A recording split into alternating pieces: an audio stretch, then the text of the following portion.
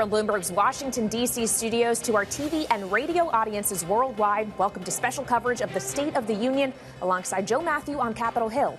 I'm Kaylee Lyons. In just about 30 minutes from now, President Biden will deliver the last State of the Union address before the election, marking one of his biggest opportunities to make the case to American voters why they should elect him to a second term. He's expected to highlight his administration's economic wins and propose future policies, including a hike in the corporate tax rate. He will also likely touch on the hot-button issues of immigration, abortion, and foreign policy, and is expected to draw a contrast between himself and his predecessor and likely opponent in November, Donald Trump. But as much as this speech is about policy, it will also be about presentation, as polls show that most voters believe Biden is too old for the job. And Joe, you are there in Statuary Hall where all of it is happening. This evening is about policy and presentation. Yes, it is also about pomp and circumstance and atmosphere. What is the atmosphere right now?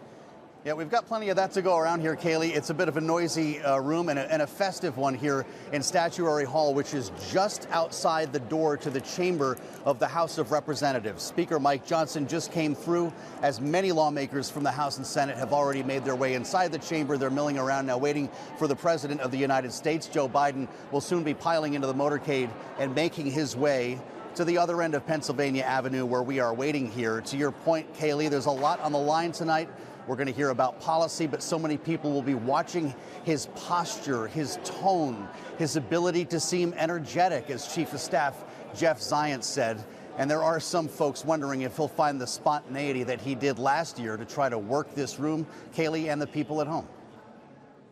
Yeah, ad-libbing was a big factor in last year's address, and to what extent will it be this time around remains an open question. Some members who were on the rowdier side last year said it depends on what exactly the president has to say, and he very well could have a lot of substance to say this evening. And joining us now with a little bit more on what we do expect to hear from President Biden is Bloomberg's Anne-Marie Hordern, who is down from New York. And Anne-Marie, obviously this is a president who in some sense is not only giving the last State of the Union of what could be his first or only term, but also the first real address of his reelection campaign. Absolutely. I think this will start as a report to Congress and the American people, and then it's going to be about what his vision is if he was granted another 4 years. So to Joe's point, the first thing he needs to come out is not really so much what he says, but how he says it.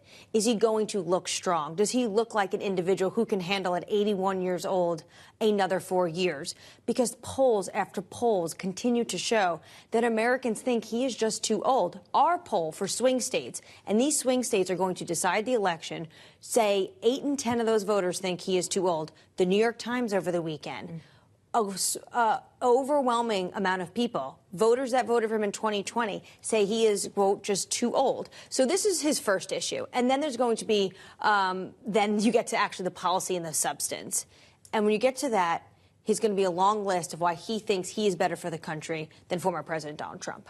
Yeah, so part of it is going to be about drawing that contrast, even though he won't necessarily name him. And we did get some excerpts of the president's planned speech, and essentially he was alluding to the fact that people see things differently. Some see retribution, whereas he views it differently. We also got some remarks, though, Anne-Marie, specifically about reproductive rights. That could be pretty telling about the stance the president is going to be taking on the issue of abortion. And I think it was telling that in this excerpt we got three. The first one was about abortion. So this clearly shows to me that Democrats are preparing to spend a lot of money and to focus on the issue. The president is planned to say in these remarks, in its decision to overturn Roe v. Wade, the Supreme Court majority wrote, quote, "Women are not without electoral or political power." No kidding. Clearly, those bragging about overturning Roe v. Wade have no clue about the power of women in America, but they found out when reproductive freedom was on the ballot and won in 2022, 2023, and they will find out again in 2024. He's alluding to these, quote, red waves Republicans said they were going to have, but then they lost because of abortion. Ohio, Kentucky, Virginia, and he's going to want to remind voters the Supreme Court has 3 conservative judges that overturned Roe v. Wade thanks to former President Donald Trump. And, of course, all of the justices on the Supreme Court will be present tonight together with this joint session of Congress. Bloomberg's Anne-Marie Hordern, thank you so much. Now, of course, in anticipation of tonight, we've had a lot of conversations here on Bloomberg TV and radio with politicians, pollsters and strategists discussing what exactly Biden needs to accomplish in tonight's speech. Here's what some of them have told us on Balance of Power. First is lay out a very clear vision of where he's going to take this country. And that is incredibly important. The second thing they've got to do is start to draw the contrast between them and Donald Trump and the Republicans. He has to paint the picture of what 4 more years of Joe Biden will be and what the hell that 4 more years of Donald Trump could be. I think he's going to probably lay out a contrast of if you want democracy and you want freedom for make a choice on reproductive rights, like I'm your person, against someone who's not. I want to hear the president talk about the issues that are front of mind for so many Americans. And certainly, that begins with our fundamental freedoms, the immigration challenges, the need for border security and immigration reforms. American people are looking for his message on immigration, and they're looking to see if his age really does matter. He's got to be vigorous. He's got to be strong. He's got to be clear in what he wants to achieve over the next year, over the next 5 years. This is one of the only things he's going to have with the whole country watching to go straight at it and convince those people that he's up to that job. Just some of the voices we've heard over the past couple of days here on Bloomberg TV and radio that have brought us to this point now in the House of Representatives. We just had the entire Senate walk past us on their way in. I can tell you that Mitch McConnell just walked in very quietly behind Vice President Kamala Harris. And as we wait for everyone to get in position here for the president's arrival, we assemble our panel in our Washington bureau. Rick Davis is with us, partner at Stone Court Capital, and Jeannie Shanzano, political science professor at Iona University. Rick, you've done a couple of these in your time. It's such a contrast to see members like Josh Hawley enter the room, to see Mike Johnson, followed by Mitch McConnell, representing a much older style of politics and an older style of Republican conservatism. Is this going to be his last State of the Union tonight? I don't know if it's going to be his last State of the Union, but this is really a historic occasion. As you point out, in a land that is incredibly divided by politics, the parties are even incredibly divided within their politics of their parties. And so this is a pretty divisive time. So here you have President Biden coming into the very symbolic job of reporting to the nation the status of the nation, and you're doing it in a chamber where the parties don't even get along with each other, nevertheless against each other. And so the reality of tonight is it's not just a political speech, it's not just a report, but it is historic, and I think you feel that in the Statuary Hall. And right now we are seeing Vice President Kamala Harris walking into the chamber, greeting members as she goes. Both the Senate Majority and Minority Leader Chuck Schumer and Mitch McConnell are behind her, followed closely by Senator John Thune, who, of course, is the #2 Republican in the Senate. As they make their way down to listen to the president's speech, though, Jeannie, it reminds us how everyone is there for this moment in terms of Congress, Senate, the Supreme Court justices.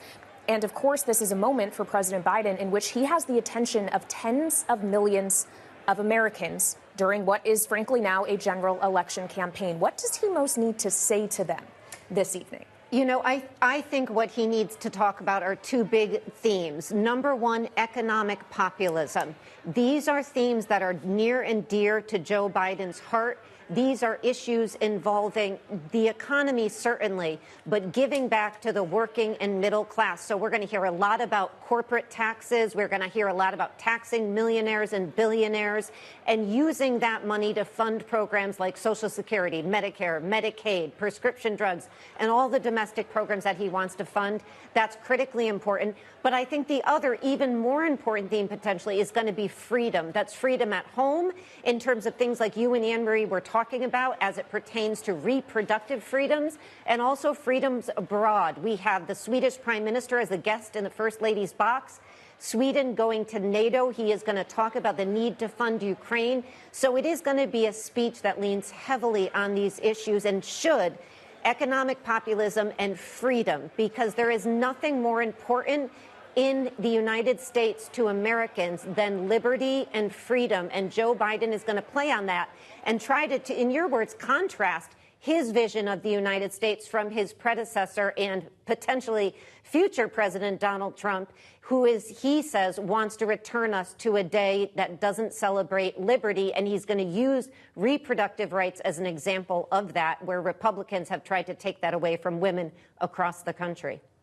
We're now seeing a live view of the Speaker's rostrum for those of us joining on Bloomberg Radio. The Speaker of the House, Mike Johnson, and Vice President Kamala Harris have both arrived in the rostrum. This is the backdrop for Joe Biden's speech tonight. Of course, they'll both be over each shoulder when he arrives and delivers his address. They're getting a look at the room, as Mitch McConnell now is as well, as we show images of the minority leader standing alone in the chamber on the floor ahead of this speech. Jeannie's talking about security, Rick. Based on excerpts that Bloomberg News has received from this speech, the president will not call out Donald Trump by name.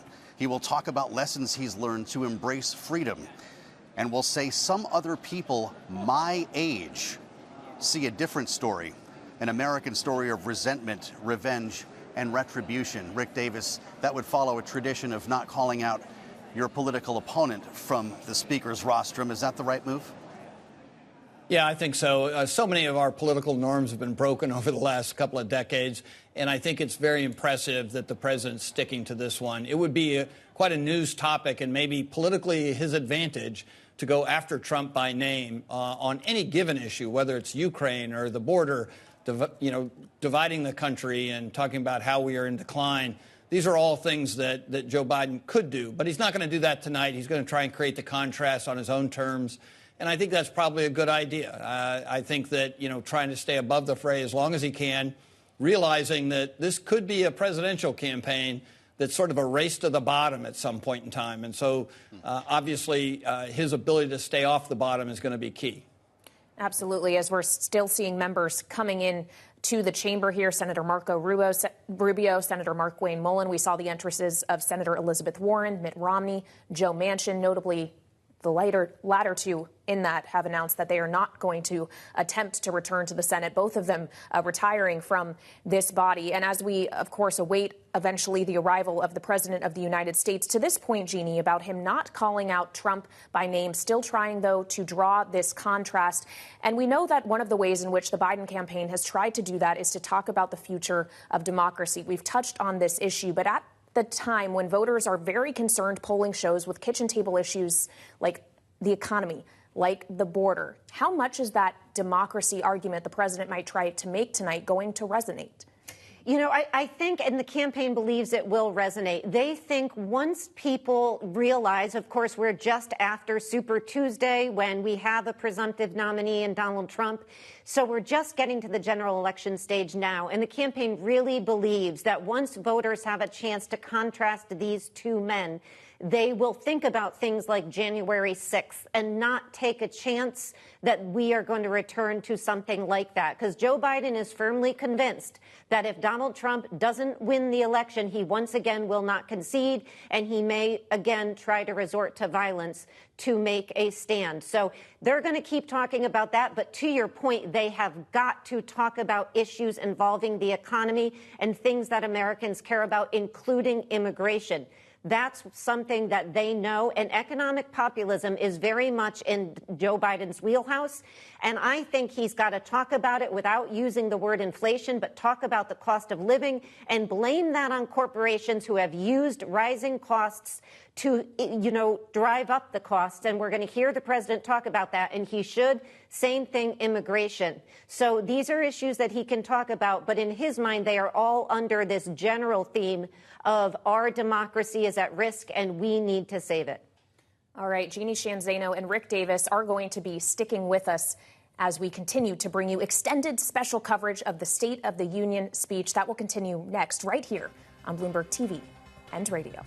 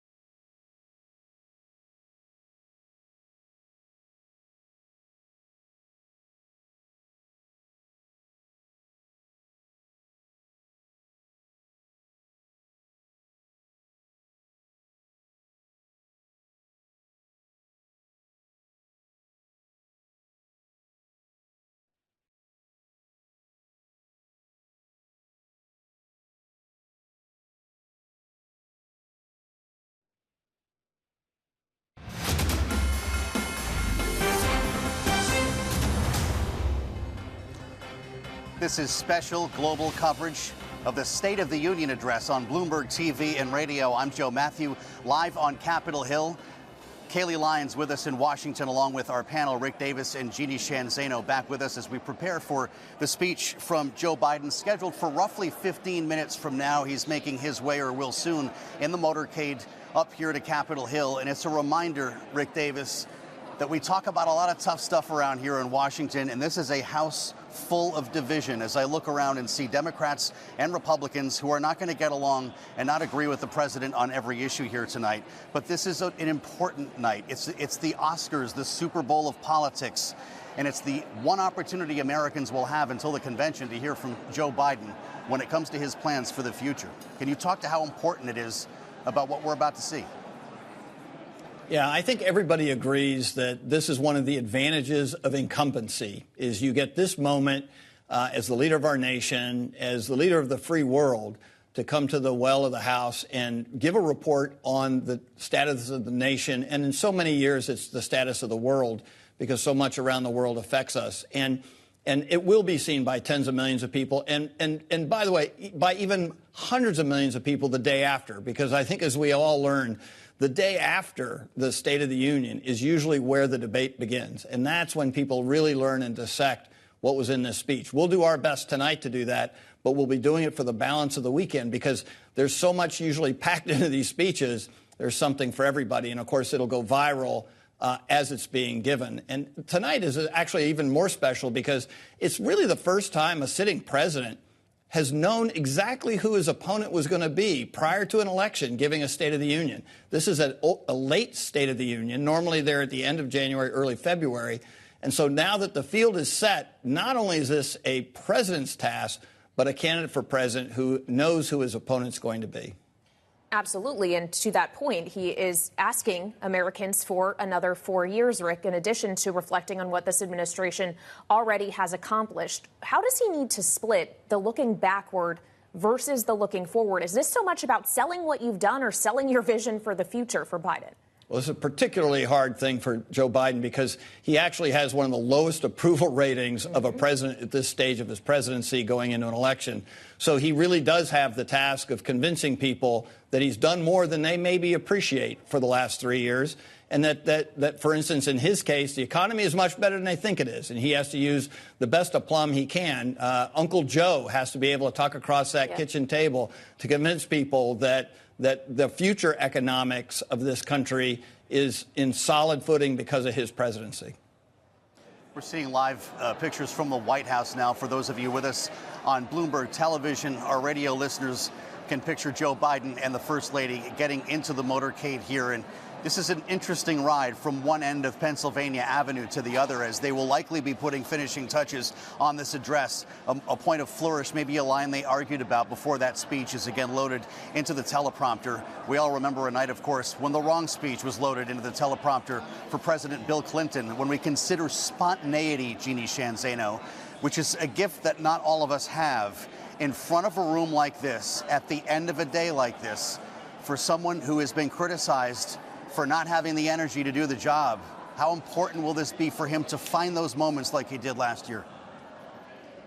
Critically important. And I'm so glad you mentioned last year, because that was a very strong moment for Joe Biden when he took on Marjorie Taylor Greene and the heckling and responses from Republicans, and he won on that score. And so that quieted momentarily concerns about, is he up for the job? And of course, the White House and the campaign are hoping that tonight he has another moment like that. He is able to do the same thing. They keep saying he can let Joe be Joe. But of course, that comes with a lot of risks, because of course, if he stumbles, those viral moments can come back to haunt you. So this is going to be the big challenge for Joe Biden tonight.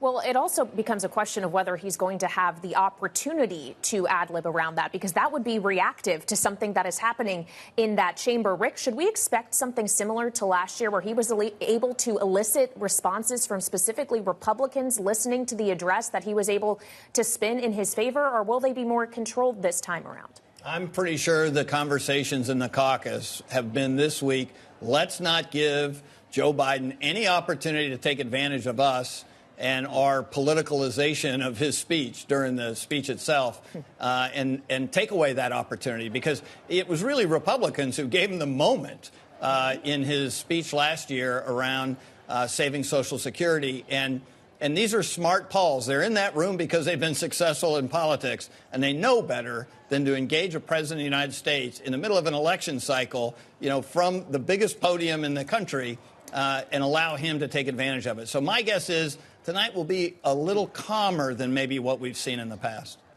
It's interesting, Rick. Lauren Boebert just walked by our position here a short time ago. She walked into the chamber alone. She was relatively quiet, had a couple of brief words with some of the folks on the rope line here. And you do wonder if she would agree with you right now or not be able to resist the opportunity to have that viral moment you previously described, when hundreds of millions see clips tomorrow morning on Twitter because you can raise money on that. Jeannie, isn't that the point? That is the point. Rick talked about the fact, and he's right. I'm sure Mike Johnson and the leadership said, now, come on, don't give him that moment. But to your point, Joe, are they listening? And that's the big question. And by the way, it's not just on the Republican side. Let's not forget, a big challenge for the Biden team is on the protests they have been getting over their policy vis-a-vis the Middle East. We have seen protests of people, everybody from the president, vice president, Adam Schiff, Alexandria Ocasio-Cortez. So, will there be somebody on the other side who speaks out? They're trying to preempt that, of course, with this policy that they announced earlier today, and the president's got to talk about building this pier, which will allow for more import of food and other humanitarian aids and goods into the Gaza Strip. But who knows if it will be enough? So those kinds of moments are ones that they're trying to preempt on the left. And of course, on the right, he feels like he can handle them the way he did last year. Well, in Israel and Gaza, Jeannie, is just one of the foreign policy discussions the president is going to likely try to incorporate in this speech, as well as the issue of Ukraine, considering he is addressing lawmakers, specifically those in the House, where it is unclear if they will ever advance more funding for that American ally, even in the aftermath of this speech. How heavily should he feature that tonight? And is this also about convincing the American people why that is important, not just their elected representatives? Yeah, it absolutely is. He is going to call for the Republicans in the House to pass Ukraine aid. The sort of astonishing part of this is that most of them agree with it. But if they indeed were to show that by clapping or something like that, Donald Trump is live tweeting and fact-checking, he tells us, this entire speech. So they've got to be careful on that score. But I think the president will raise it. It's going to be part of his freedom agenda. And he is going to be differentiating himself and his administration from Donald Trump, saying, we are the ones who have welcomed allies. We have now Sweden. None of us thought Sweden would join NATO several years ago. They have become the 32nd country to do that. That is under the president's watch, and he's going to make the case, and should, that this is good for the United States. It's good for our security and our alliances around the world. And I celebrate that, as do most Republicans who are not MAGA and following Donald Trump. He won't say Donald Trump by name, as we know, but that'll be the implication as he tries to contrast his administration and his vision of the world from that of his opponent. We're awaiting the president's arrival here on Capitol Hill now. If you're just joining us, welcome to special global coverage of the State of the Union address. I'm Joe Matthew, live from Capitol Hill. Kaylee Lines, Rick Davis, and Jeannie Shanzano with us in our Washington bureau here at Bloomberg, with much to follow here in roughly 10 minutes time, unless he's on time. The speakers of the House, who we're seeing now on Bloomberg TV, will introduce the president after he makes his way down the aisle. You'll hear the famous Mr. Speaker call from the sergeant at arms, and he'll take the long walk down the aisle, shaking hands and likely a few hugs with allies, and maybe having some words with some of his political foes as well. Rick Davis and Jeannie Shanzano, our panel, with us. Considering the guest list tonight, Sean Fain is going to be in the First Lady's box, Rick. And this is interesting to me. The head of the UAW here in the hall tonight, as the president tries to make the point that he's the most friendly to labor president in American history. But Donald Trump, of course, is heavily supported by the UAW's rank and file. What's Joe Biden's message to them tonight? Yeah, look, I think he's going to reiterate what you just said, Joe, that he has been the friendliest president to organize unions, maybe in the history of the union movement. He's going to talk about the things he's done to create jobs in America. He's got a bit of a checklist to go through on that, talk about his infrastructure plan that'll help create jobs. But look, I mean, at the end of the day, the question really is, I think, how will the unions really be able to impact this election? As you point out, a lot of rank-and-file union members are the perfect profile for MAGA members, for Donald Trump stormtroopers in a lot of these states. And so in a state like Michigan, where the UAW has a particularly big impact on the electorate, you really wonder, can the union deliver the goods? Part of what made them so politically powerful is that if you got the endorsement of Sean Fain, you got the rank-and-file voting behind him. I think those days of that kind of political discipline are over. Well, and Sean Fain will be a guest of the president in the First Lady's box. Jeannie, he also will have two women who have been personally affected by state restrictions when it comes to reproduction. One woman from Alabama who was affected by the Supreme Court's IVF ruling. Another from the state of Texas, Kate Cox, who had to leave the state to get an abortion that was medically needed for her. We are seeing people standing now in the chamber as we are awaiting the arrival of the President of the United States. And it's worth noting, for those watching on Bloomberg TV, you have probably already noticed this, but for radio, a great deal of women in the chamber are wearing white. And we understand that that is an effort to take a stand on reproductive rights in particular. Jeannie, you touched on this at the beginning, how President Biden is very likely to focus on those freedoms. He notes, though, and we've seen this in the excerpts that were released ahead of this speech, a lot of that is going to depend on Congress. What can the president really promise to do on his own? I think in some ways this may be the abortion, reproductive rights State of the Union address. This has been the issue that has catapulted Democrats across the country to victory since the Supreme Court overturned Roe. It's fascinating, as you mentioned earlier, Kayleigh, we have Supreme Court justices who are going to be in the audience. I'll be curious to see if they respond to his vision of what he would like to do, which is protect reproductive rights for women across the country. But I think what the president is going to do is say, I am, and the Democrats are, and some Republicans, the party that wants to save your freedom to choose. This should be a decision between a woman and her doctor, not the federal government and not the state governments. And, oh, by the way, if you elect these folks, they will do what they have tried to do in states across the country nationally. They will try to limit the freedom to choose.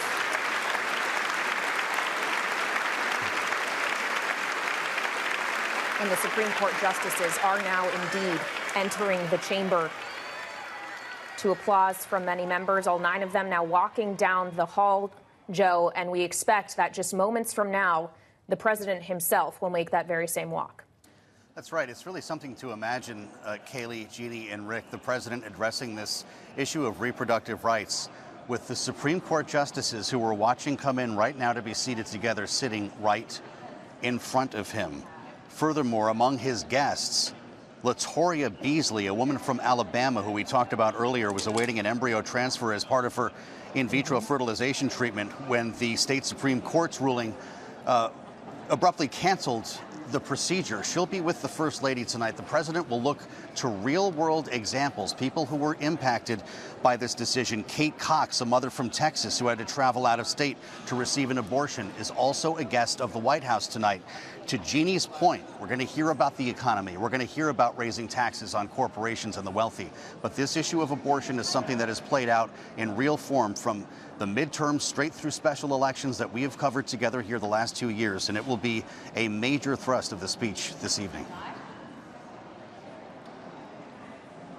Absolutely, and we are just moments away, we expect, from the arrival of President Biden in the chamber after we've seen some, but not all, of the Supreme Court justices, in fact, entering here.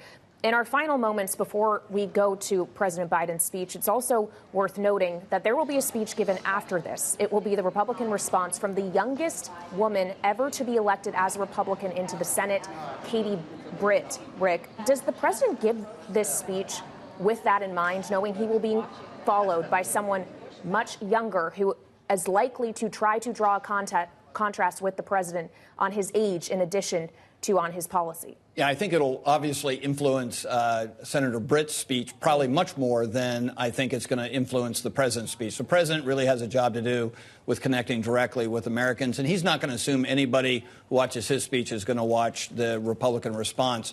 But it's a great story to tell that the youngest woman ever elected to the United States Senate as a Republican is giving the response tonight. It's been applauded by both Republicans and Democrats alike. Think it was a brilliant move by the leadership to have her give the response. And I would say it's likely to get a lot more attention than the response typically gets.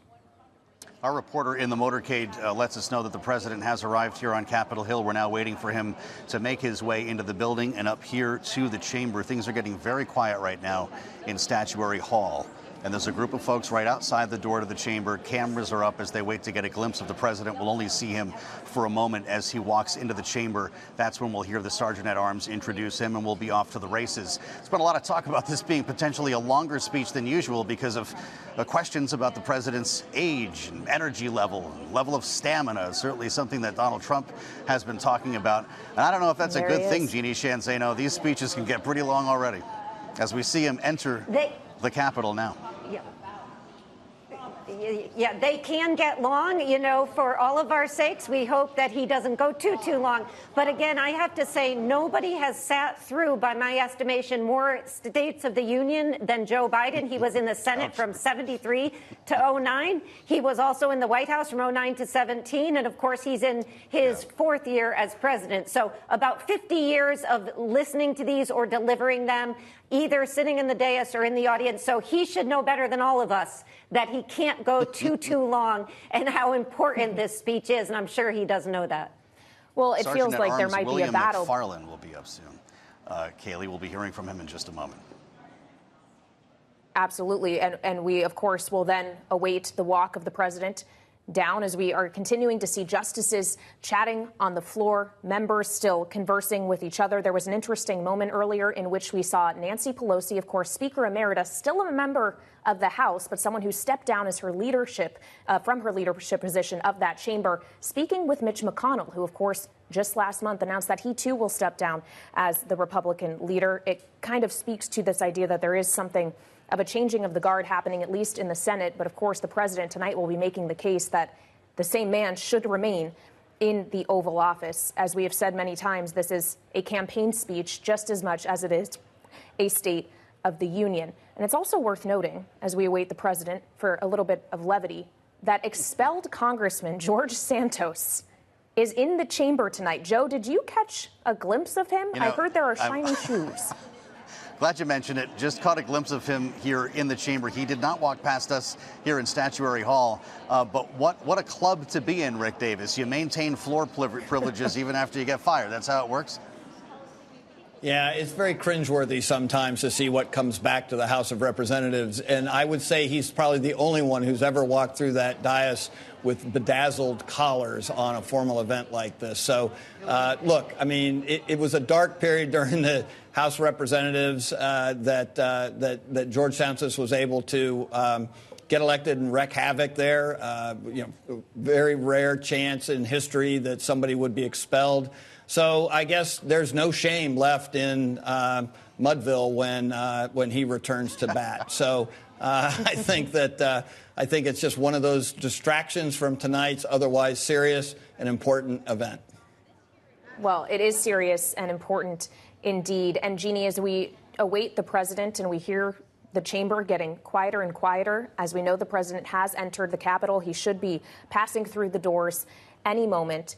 It's worth keeping in mind that this president, who is now in an active general election campaign against, of course, Donald Trump, presumptively they will both be the nominees of their parties come the convention, is also speaking to Congress. And as Rick speaks about this idea that we saw a pretty disruptive time in which George Santos was actually expelled, is this about contrasting with Trump or contrasting with the Republican Party at large, and including those that are sitting in the chamber right now?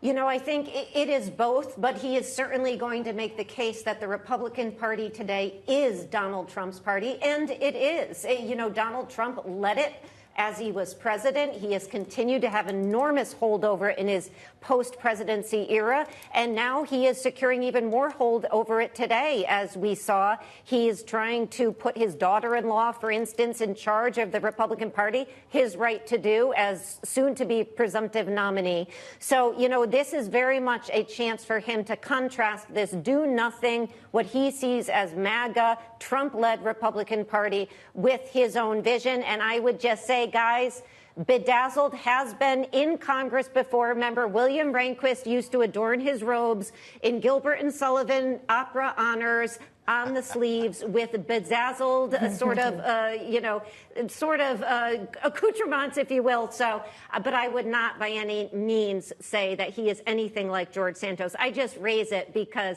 he did like a bit of fashion himself, William Rehnquist. That's a pretty good recall. We missed the stripes, Jeannie, and appreciate that. With live coverage here from Capitol Hill, I'm Joe Matthew in Statuary Hall in the House of Representatives, just outside the chamber where this event is about to unfold. The president has arrived, as Kayleigh mentioned. The motorcade got here to the Capitol. And by the way, they did have to pass quite a number of pro-Palestinian protesters, we understand, on the way up to Capitol Hill today. This is something we're going to hear the president talking about, of course, his policies on Israel and Gaza, with many folks, potentially progressive Democrats, not happy with what they're hearing and seeing on the other side of the world and might not like what the president has to say about it. We frequently see Republicans and Democrats stand up for standing ovations en masse. You could see a more mixed crowd tonight when it comes to some of these issues. The president was supposed to be walking down that aisle by now. He's probably meeting with some folks behind the scenes, including his guests, who will sit with the First Lady, the second gentleman, also with them on the motorcade ride over, obviously, the Vice President Kamala Harris, as we've shown you and told you is in the Speaker's rostrum with the Speaker of the House waiting for this to happen. Lawmakers are feeling pretty at ease. Those we've talked to coming in to the building this evening and on their way into the chamber seem to be in very high spirits. They're dressed up. This is a night out. This is something that they can tell their families about, and many of them, by the way, brought family members with them. We saw a lot of special guests this evening, in some cases bringing spouses, as we spoke earlier on the air with Shelley Moore Capito, or bringing their children. And Kayleigh, this could be remarkable. The senators in this chamber might still have work to do tonight. This is a speech that could go till, gosh, who knows, 11 o'clock. They may go back next door through the rostrum to vote on a spending plan that passed the House earlier and looks like it will pass the Senate. This is part of the two-tiered funding mechanism, the minibus that will keep the government running until our next deadline on March 22nd. I suspect, Kayleigh, the president's going to be taunting the Speaker a little bit about his inability to pass a long-term budget so far. Yes, but surely he is eagerly awaiting the moment when he can sign that into law and actually avert a partial government shutdown that could begin at midnight tomorrow. Now, meantime, one of our reporters in the Capitol, Bloomberg's Tyler Kendall, reports that the president walking through the Hall of Columns with the First Lady, Jill Biden, said it was good to see you all. To reporters, when asked how he was feeling, he said, great. Meantime, we know that former President Donald Trump is paying attention, has promised to be giving live reaction to this speech as Biden gives it. He has posted on Truth Social that the president is very substantially late. This is a quote, not a good start, but let's give him the benefit of the doubt. Jeannie, this is a late speech as it is. 9 p.m. starts, and now it's 9:08, and we still haven't seen the president walk into the hallway. That's right. And, you know, the idea, I love that you're looking at Truth Social, Kayleigh. I just love it. And I love the fact that Donald Trump is now our fact checker. You know, anybody checking facts like Donald Trump. And the second gentleman now entering the chamber, Joe. That's right. He made his way over on the motorcade, so you know they're here. Indeed, we saw the president making his way through the corridor, but there are a number of folks to talk to before he makes his way in there, obviously. There's a massive group, I will say, that have congregated around the door to the chamber, because everybody wants to get a picture of this at some point here in the next couple of moments when he walks in. Folks, of course, will start taking their seats. He's going to speak for likely a good hour. Last year, we clocked him at about an hour 13, if I remember your count, Kayleigh. So there'll be a question as to whether he can top it. What would make this thing a little bit longer is not only the standing ovations that we all spend time counting and obsessing over here, and whether the left side or right side of the room is up or down, but the back and forth, the jostling with the hecklers that we saw last year. We mentioned this earlier. And if the president goes off the script, all bets are off. This could be an interesting affair, and it's one that he has been preparing for physically and mentally, we're told, for the past several days. He took a long weekend to Camp David. He did not speak the evening of Super Tuesday, which we all noted, even to thank his voters. He has been head down working on this speech with his advisors for the duration. And the Chief of Staff, Jeff Zients, as we now see the First Lady enter the room with her guests, Kaylee. Jeff Zients is promising an energetic Joe Biden. So he's got a pretty high bar to top here tonight. Yes, as Joe Biden enters the chamber, the First Lady getting a round of applause from those in attendance. Of course, we will await any moment now the arrival of President Biden as we hear the applause in the chamber at this time. And of course, it's worth noting you can keep following the president's remarks on the terminal, as of course here on Bloomberg TV and radio. The House Speaker now gaveling as we await the arrival of the president.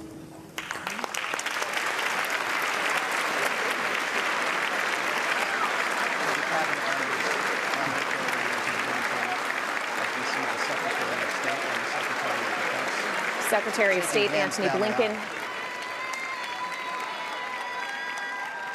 Secretary of Defense, of course, testifying on Capitol Hill just last week following his departure that had many wondering about communication between the Pentagon and the White House, Kaylee, for his surgery at Walter Reed. He seems to be moving well coming down the aisle this evening. Of course, the cabinet among the last to get in place before the president is introduced.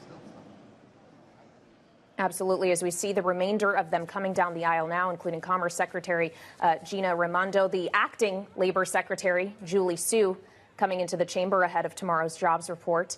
And as we continue to see the cabinet filing in here, it's a pretty remarkable moment as we now wait at 9:11 p.m. Eastern for the president to begin this speech. Rick, you have talked about how critical this moment is for the president, as this is a campaign speech by and large, in addition to the State of the Union. What is he likely to be thinking in these final moments before he prepares to make this walk, to shake these hands as we are seeing his cabinet doing now, and ultimately walk up to that microphone and begin speaking to the American people?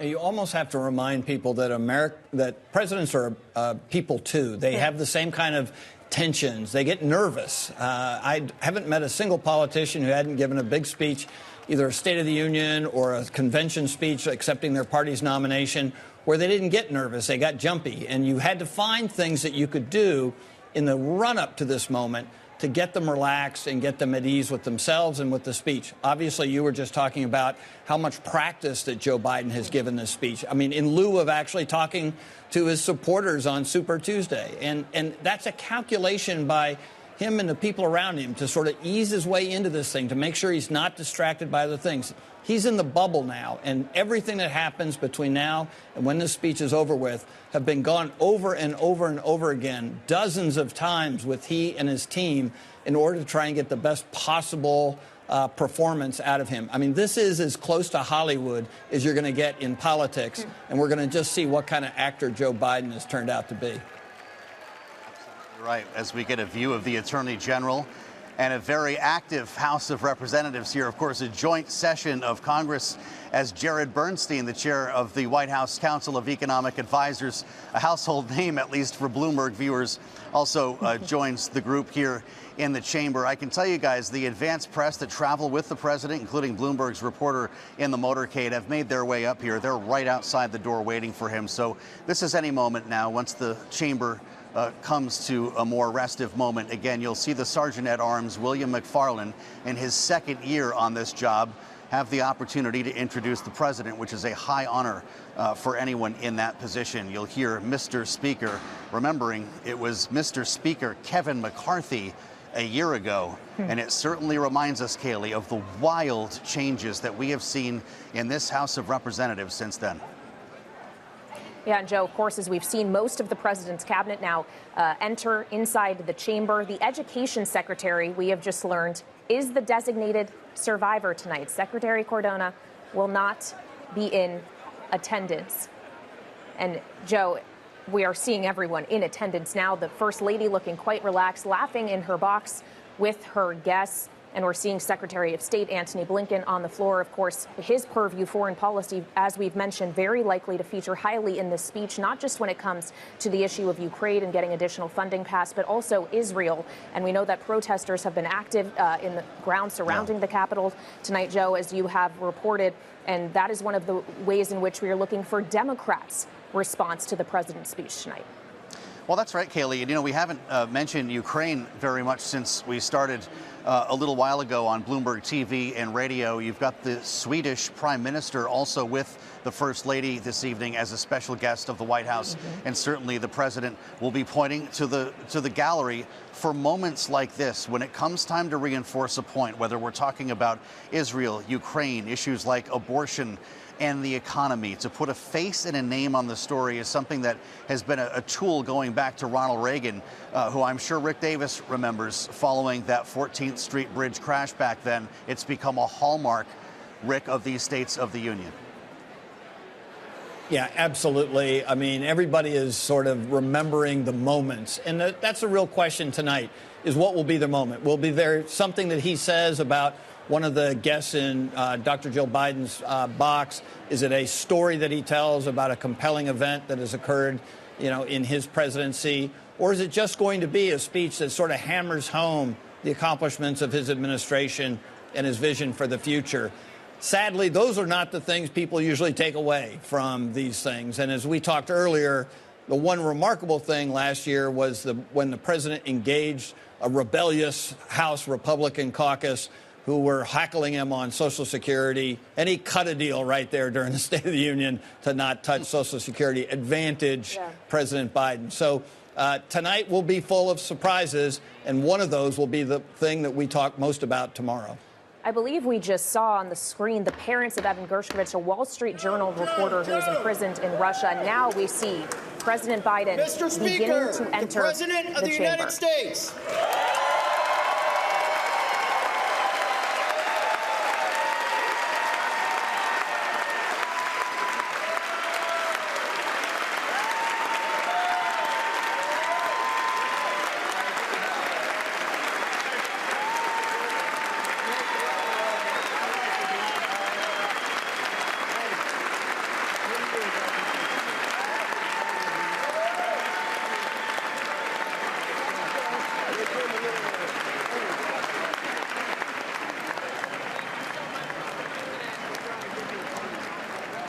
Joe Biden has made his way into the hall, already smiling as he shakes hands and hugs supporters and, in some cases, political challengers. That's a long walk, and this is going to take a minute.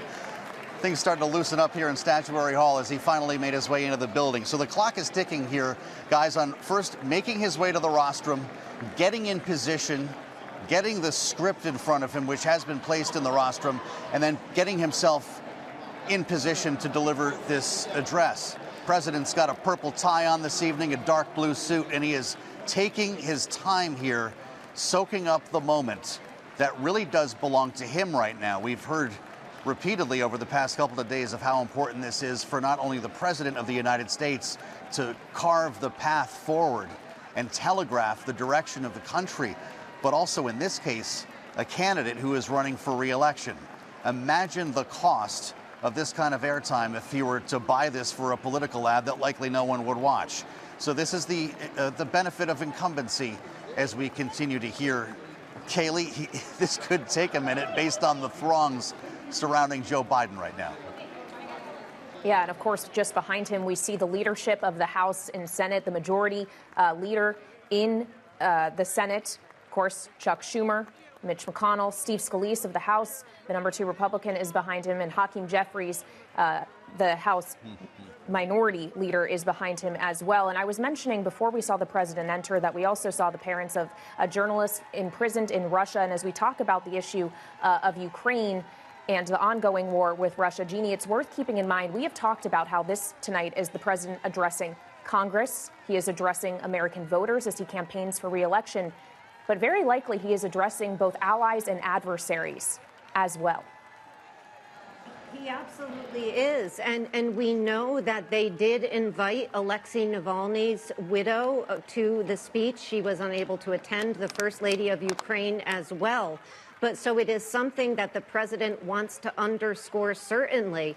You know, the astonishing thing is that there was a not so recent past when support for Ukraine and opposition to what Vladimir Putin has done with Ukraine in terms of this war would have been something that would have been roundly applauded by Republicans and Democrats alike. But this is one of the things that Joe Biden wants to use to contrast, because, of course, we've all talked about the fact and noted that his opponent is famously very sort of soft on Vladimir Putin and other strongmen around the world. And Joe Biden wants to note that and raise the question as to what is going to happen in the world if we turn the country over to a Donald Trump. And we have allies around the world who have voiced concern about this. So to your point, Kayleigh, he's not just speaking to members of Congress and Americans, but he's speaking to our adversaries and our allies around the world in saying we have an interest, all of the people who love a free state and a free government, in casting a vote in November for Biden's team as opposed to the other opponent on the other side, who is famously America first. And we're seeing the president now still slowly making his way down and taking selfies as he goes, in fact, Joe. He sure is. Interesting moment there, Kayleigh, as we saw our first MAGA hat on the aisle. That was Marjorie Taylor Greene of Georgia. It looked like Gwen Moore was running defense for Joe Biden there for a moment. She handed him something. Did you get a glimpse of that? It looked like it was a Laken Riley pin, and Marjorie Taylor Greene herself was wearing a Laken Riley shirt. Of course, this was a college student who was tragically killed by, it turns out, someone who was in the country undocumented illegally, and really has become kind of a resounding call on the Republican side to address the issue of the border and immigration. The House, of course, passed the Laken Riley Act just this week. And, Joe, it speaks to the issue of the border and how that is something that is going to be unavoidable for President Biden in this speech tonight. Joe Biden talking with Senator Kirsten Gillibrand of New York. I see his friend from Delaware, Chris Coons, there as well, formerly spending some time with Jim McGovern, the Democrat from Massachusetts, who's ranking member on the Rules Committee that has been in a bit of disarray in the most recent tussle over budgeting and attempts to move any legislation in this House of Representatives. We have to remember, this is where the president's supplemental budget request for Ukraine, for Israel, Taiwan, that included what we were told was a generational breakthrough compromise on the border. This is the chamber where it went to die. It was DOA before it ever got here, actually, with the speaker making clear it would not get to the floor of the House. The president of the United States now standing in the chamber where this has become such a controversy that we've been talking about government shutdowns on a weekly basis. Though we can tell our listeners and viewers, if you're just joining us as part of our special State of the Union coverage, the House has passed a bill to keep the government functioning the next couple of weeks, and the Senate could pass it as soon as tonight. Now, this becomes the campaign part of the evening, I guess, Kayleigh, because we're already hearing chants of 4 more years in the House of Representatives. Yeah, on the Democratic side, with claps to go along with it, as we see the president now greeting the Supreme Court, just shook the hand of the Chief Justice, John Roberts, making his way now down the line as he gets closer and closer to that lectern. Worth noting, it is now 9:23 p.m. We are a little late in the evening as this speech begins. And once again, Rick, it brings us to the question of just how long the president will want to go this evening, if he's going to want to show that stamina to deliver a long speech, or if he's looking for the bites that are going to be circulating on social media tomorrow and used in his campaign ads going forward. Yeah, it's probably all of the above, right? They're going to take the time that they deserve as president of the United States to dominate the airwaves tonight. This is his night. You don't want to shortchange it. But, you know, maybe there is a period of time where it just goes too long. I would say if it takes half as long as it took for him to get from the Capitol to the lectern, it would be quite an accomplishment, because we're now approaching almost 25 minutes. And we hope the speech is at least maybe an hour, a little bit more or less. I remember a year ago betting Jeannie Shanzano that I would take the under for an hour, because I didn't think Joe Biden could actually last for the hour to get that speech done. And, of course, she won the steak dinner since it was just over an hour and 15 minutes. So tonight, a lot of speculation about that. But as you point out, The real speech starts when you carve it up and send it out on the internet, and you're going to see social media just be all over the place. And, of course, I think we can rely on tonight Donald Trump getting a head start as he sits in his Barca lounger in Florida, live tweeting the speech tonight. He'll be there a little bit ahead of everybody else. We can tell our listeners and viewers Clarence Thomas, Samuel Alito, and Amy Coney Barrett are absent as we keep our eyes here on the justices who have chosen to attend this evening. Jeannie, is this part of the act as Joe Biden makes his way into the rostrum? Show people how affable you are, how you can shake hands, talk to folks for as long as you want? It absolutely is. I think maybe he wants to get there quicker. I see he's there now. And by the way, I never got my steak from Rick Davis, so I'm still waiting for that. Well, he's, of course, doing the traditional step here of giving his speech to the Speaker of the House and giving a copy to the Vice President. We're now seeing Joe Biden live in the Speaker's rostrum, facing a joint session of Congress. The room on its feet here as we await his first words now on his last State of the Union address before the general election.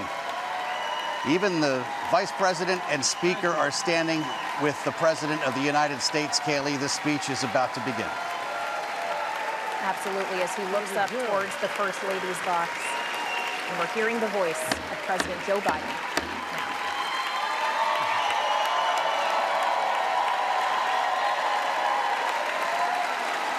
Good evening.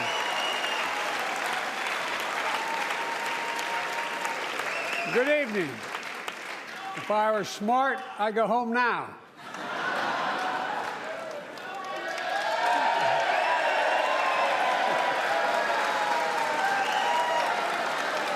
Mr. Speaker, Madam Vice President, members of Congress, my fellow Americans, in January 1941, Franklin Roosevelt came to this chamber to speak to the nation, and he said, "I address you at a moment unprecedented in the history of the Union. Hitler was on the march. War was raging in Europe. President Roosevelt's purpose was to wake up Congress and alert the American people that this was no ordinary time. Freedom and democracy were under assault in the world. Tonight, I come to this same chamber to address the nation. Now, it's we who face an unprecedented moment in the history of the Union. And yes, my purpose tonight is to wake up the Congress and alert the American people that this is no ordinary moment either. Not since President Lincoln and the Civil War have freedom and democracy been under assault at home as they are today. What makes our moment rare is that freedom and democracy are under attack both at home and overseas at the very same time.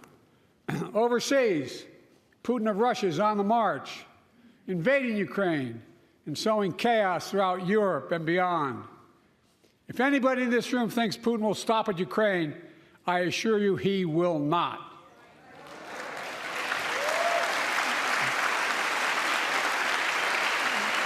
But Ukraine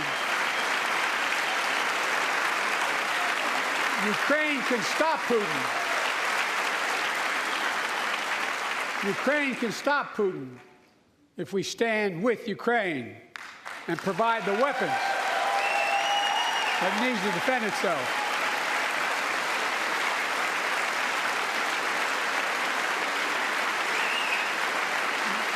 That is all. That is all Ukraine is asking. They're not asking for American soldiers. In fact, there are no American soldiers at war in Ukraine, and I'm determined to keep it that way. But now, assistance to Ukraine is being blocked by those who want to walk away from our world leadership. It wasn't long ago when a Republican president named Ronald Reagan thundered, "Mr. Gorbachev, tear down this wall." Now,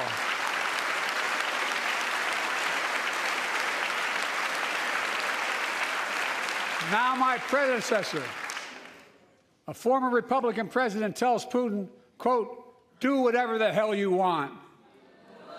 That's a quote. A former president actually said that, bowing down to a Russian leader. I think it's outrageous, It's dangerous and it's unacceptable.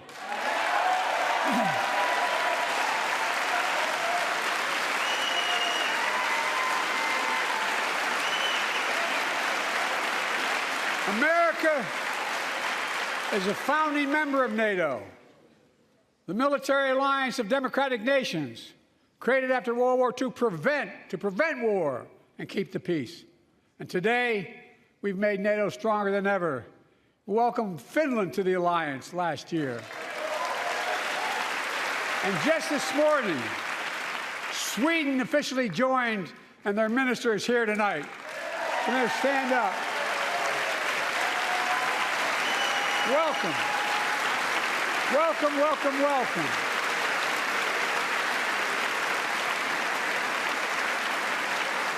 And they know how to fight. Mr. Prime Minister, welcome to NATO, the strongest military alliance the world has ever seen. I say this to Congress, we have to stand up to Putin. Send me a bipartisan national security bill. History is literally watching. History is watching. If the United States walks away, it will put Ukraine at risk. Europe is at risk. The free world will be at risk, emboldening others to do what they wish to do us harm. My message to President Putin, who I've known for a long time, is simple. We will not walk away.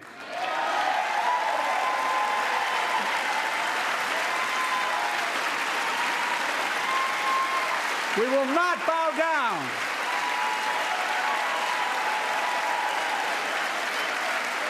I will not bow down. In a literal sense, history is watching. History is watching. Just like history watched 3 years ago on January 6th, when insurrectionists stormed this very Capitol and placed a dagger to the throat of American democracy. Many of you are here on that darkest of days. We all saw with our own eyes the insurrectionists were not patriots. They'd come to stop the peaceful transfer of power, to overturn the will of the people. January 6th lies about the 2020 election and the plots to steal the election posed a gravest threat to U.S. democracy since the Civil War. But they failed. America stood.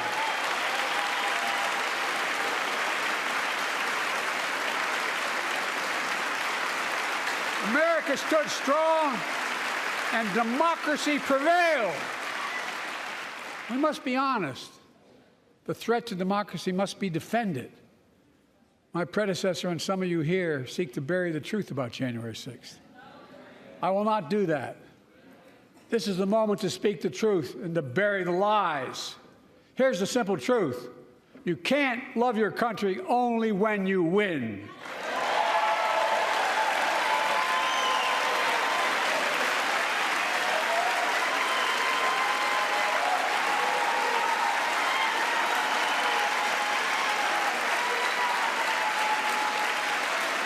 As I've done ever since being elected to office, I ask all of you, without regard to party, to join together and defend democracy.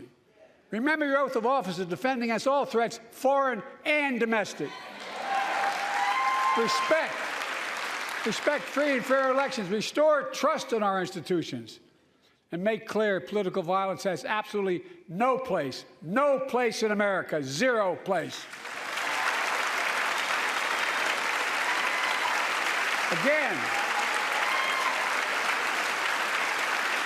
it's not hyperbole to suggest history is watching. We're watching. Your children and grandchildren will read about this day and what we do. History is watching another assault on freedom.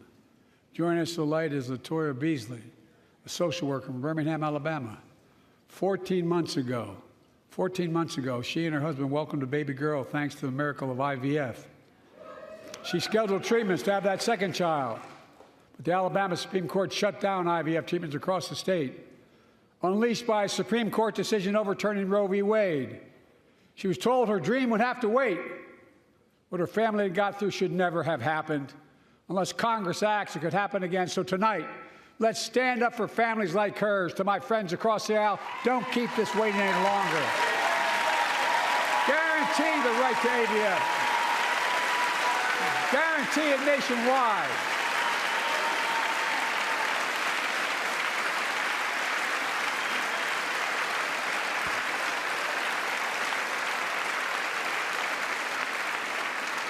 Like most Americans, I believe Roe v. Wade got it right.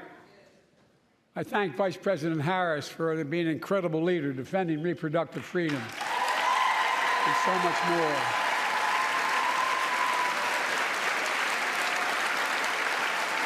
Thank you. My predecessor came to office determined to see Roe v. Wade overturned. He's the reason it was overturned, and he brags about it. Look at the chaos that has resulted. Joining us tonight is Kate Cox, the wife and mother from Dallas. She's become pregnant again and had a fetus of a fatal condition. Her doctor told Kate that her own life and her ability to have children in the future were at risk if she didn't act. Because Texas law banned her ability to act, Kate and her husband had to leave the state to get what she needed. What her family got through should have never happened as well, but it's happening in too many others. There are state laws banning the freedom to choose, criminalizing doctors, forcing survivors of rape and incest to leave their states to get the treatment they need. Many of you in this chamber and my predecessor are promising to pass a national ban on reproductive freedom. My God, what freedom else would you take away? Look, it's a decision to overturn Roe v. Wade. The Supreme Court majority wrote the following, and with all due respect, justices, women are not without electoral power. Electoral or political power. You're about to realize just how much you're right about that.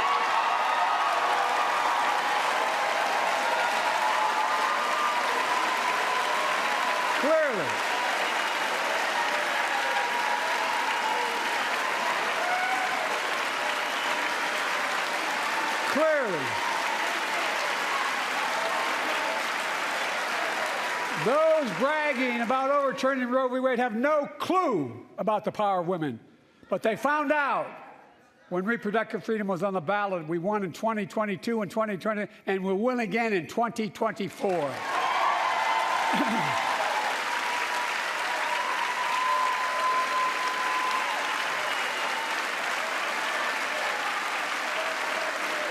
If you, the American people, send me a Congress that supports the right to choose, I promise you, I'll restore Roe v. Wade as the law of the land again.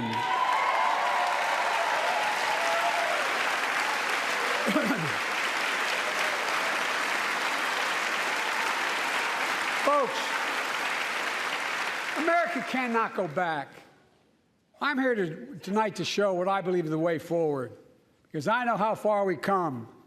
4 years ago next week, before I came to office, the country was hit by the worst pandemic and the worst economic crisis in a century. Remember the fear, record losses? Remember the spikes in crime and the murder rate, raging virus that took more than 1 million American lives, of loved ones, millions left behind? A mental health crisis of isolation and loneliness. A president, my predecessor, failed the most basic presidential duty that he owes to American people, the duty to care. I think that's unforgivable. I came to office determined to get us through one of the toughest periods in the nation's history. We have. It doesn't make news in 1,000 cities and towns. The American people are writing the greatest comeback story never told.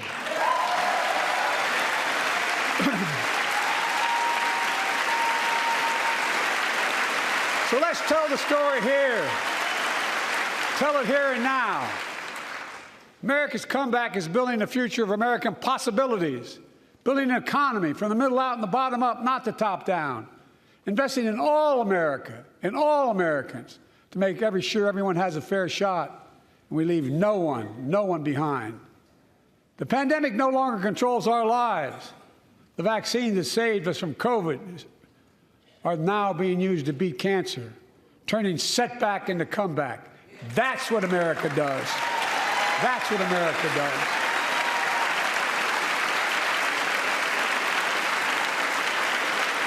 Folks, my inherited economy is on the brink. Now our economy is literally the envy of the world. 15 million new jobs in just 3 years, a record, a record. Unemployment at 50-year lows. A record 16 million Americans are starting small businesses, and each one is a literal act of hope.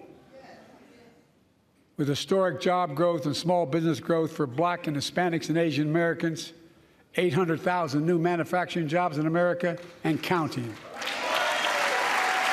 Where is it written we can't be the manufacturing capital of the world? We are, we will. More people have health insurance today. More people have health insurance today than ever before. The racial wealth gap is as small as it's been in 20 years. Wages keep going up, inflation keeps coming down. Inflation has dropped from 9% to 3%, the lowest in the world and tending lower.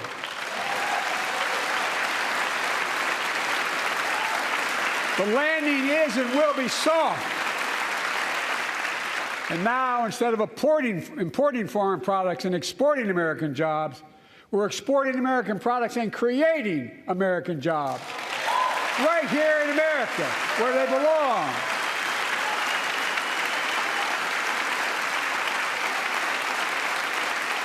And it takes time, but the American people are beginning to feel it. Consumer studies show consumer confidence is soaring. Buy America has been the law of the land since the 1930s. Past administrations, including my predecessor, including some Democrats as well in the past, failed to buy American. Not anymore. On my watch, federal projects that you fund, like helping build American roads, bridges, and highways, will be made with American products and built by American workers.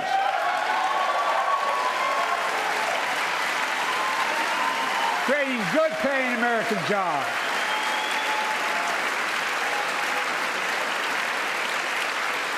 And thanks to our CHIPS and Science Act, the United States is investing more in research and development than ever before. During the pandemic, a shortage of semiconductors, chips, that drove up the price of everything from cell phones to automobiles. And by the way, we invented those chips right here in America. Well, instead of having to import them, private companies are now investing billions of dollars to build new chip factories here in America, creating tens of thousands of jobs. Many of those jobs paying $100,000 a year and don't require a college degree.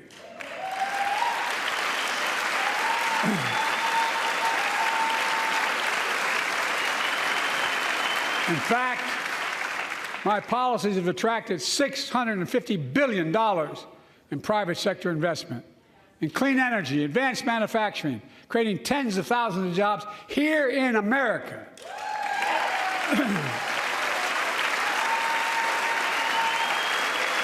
And thanks to our bipartisan infrastructure law, 46,000 new projects have been announced all across your communities. And by the way, I noticed some of you strongly voted against it, or they're cheering on that money coming in. I like it. I'm with you. I'm with you. If any of you don't want that money in your district, just let me know. Modernizing our roads and bridges, ports and airports, public transit systems. Removing poisonous lead pipes so every child can drink clean water without risk of brain damage.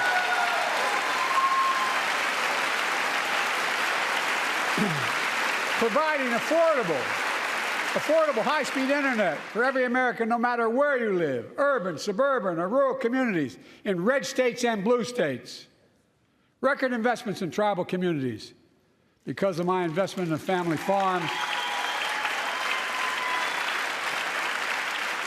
because I invested in family farms led by my Secretary of Agriculture, who knows more about this than anybody I know, we're better able to stay in the family for those farms and their children and grandchildren won't have to leave home to make a living. It's transformative. The great comeback story is Belvedere, Illinois, home to an auto plant for nearly 60 years. Before I came to office, the plant was on its way to shutting down. Thousands of workers feared for their livelihoods. Hope was fading. Then I was elected to office, and we raised the Belvedere repeatedly with auto companies, knowing unions would make all the difference. The UAW worked like hell to keep the plant open and get these jobs back, and together we succeeded. Instead of auto factories shutting down, auto factories reopening, a new state-of-the-art battery factories being built to power those cars there at the same.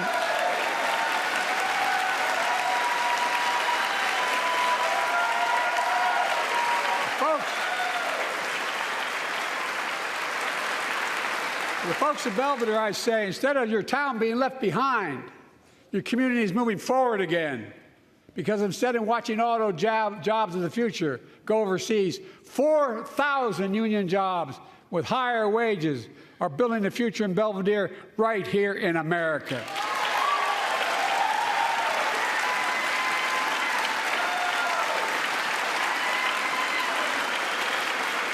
Here tonight is UAW President Shawn Fain, a great friend and a great labor leader. Shawn, where are you? Stand up.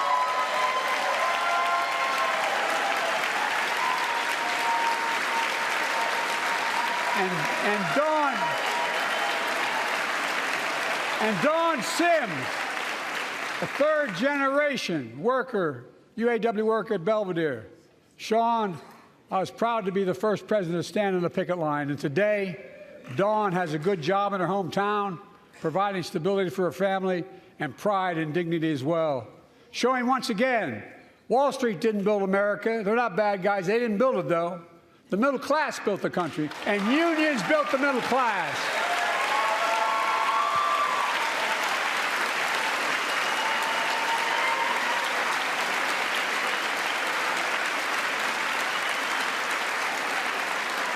I say to the American people, when America gets knocked down, we get back up. We keep going. That's America.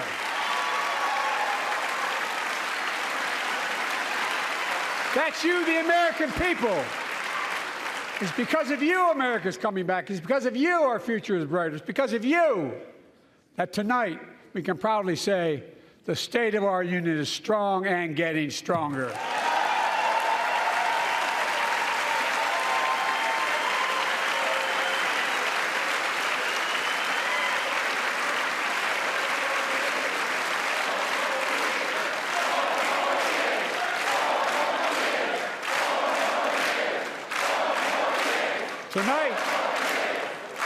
Tonight, I want to talk about the future of possibilities that we can build together. A future where the days of trickle-down economics are over, and the wealthy and the biggest corporations no longer get all the tax breaks. And by the way, I understand corporations. I come from a state that has more corporations invested than every one of your states in the state of the United States combined. And I represented it for 36 years. I'm not anti-corporation, but I grew up in a home where trickle-down economics didn't put much on my dad's kitchen table. That's why I determined to turn things around so middle class does well. When they do well, the poor are way up and the wealthy still do very well. We all do well. And there's more to do to make sure you're feeling the benefits of all we're doing. Americans pay more for prescription drugs than anywhere in the world. It's wrong, and I'm ending it.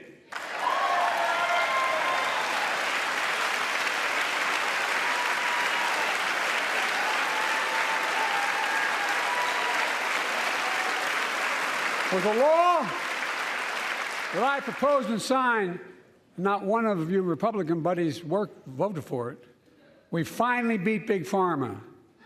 Instead of paying $400 a month or thereabouts for insulin with diabetes, and it only costs $10 to make, they only get paid $35 a month now and still make a healthy profit. And I want to, but what to do next? I want to cap the cost of insulin at $35 a month for every American who needs it. Everyone.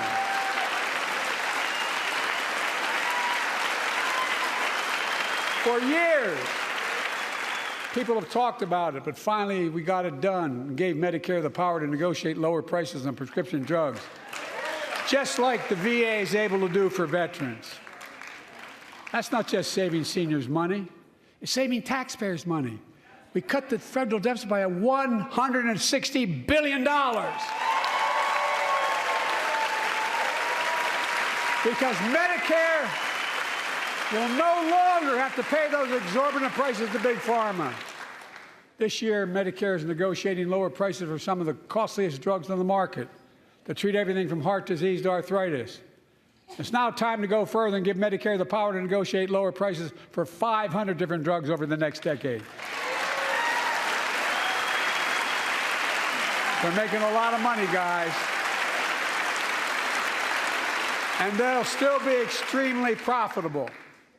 Will not only save lives, it will save taxpayers another $200 billion. Starting next year, the same law caps total prescription drug costs for seniors on Medicare at $2,000 a year, even for expensive cancer drugs that cost $10,000, $12,000, $15,000. Now I want to cap prescription drug costs at $2,000 a year for everyone. Folks, I'm going to get in trouble for saying that, but if you want to get an Air Force One and fly to Toronto, Berlin, Moscow, well, even Moscow, probably. And bring your prescription with you, and I promise you I'll get it for you for 40% the cost you're paying now. Same company, same drug, same place. Folks, the Affordable Care Act, the old Obamacare, it's still a very big deal.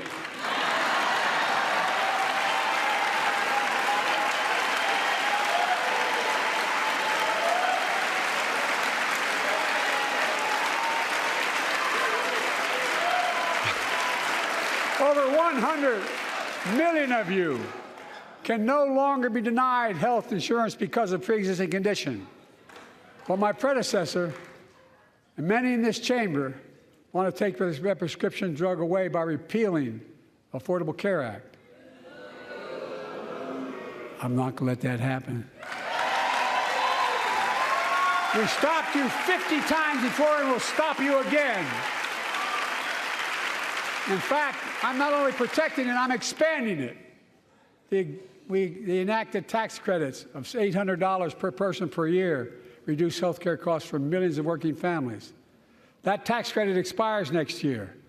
I want to make that savings permanent.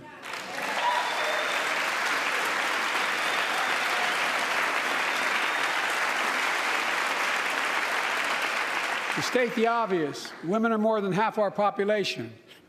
But research on women's health has always been underfunded. That's why we're launching the first ever White House initiative on women's health research, led by Jill, doing an incredible job as First Lady.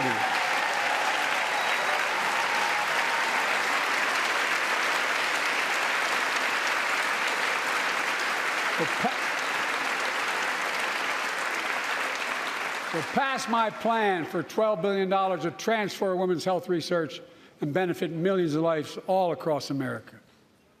I know the cost of housing is so important to you. If inflation keeps coming down, mortgage rates will come down as well, and the Fed acknowledges that. But I'm not waiting. I want to provide an annual tax credit that will give Americans $400 a month for the next 2 years as mortgage rates come down, to put toward their mortgages when they buy their first home or trade up for a little more space. Just for 2 years.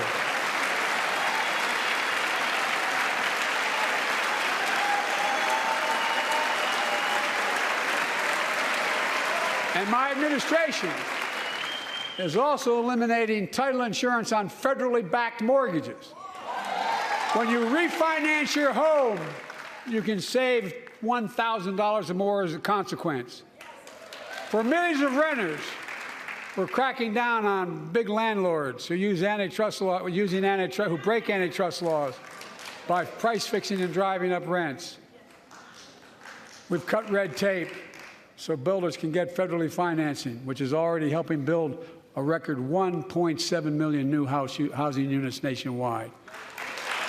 Now pass and build and renovate 2 million affordable homes and bring those rents down.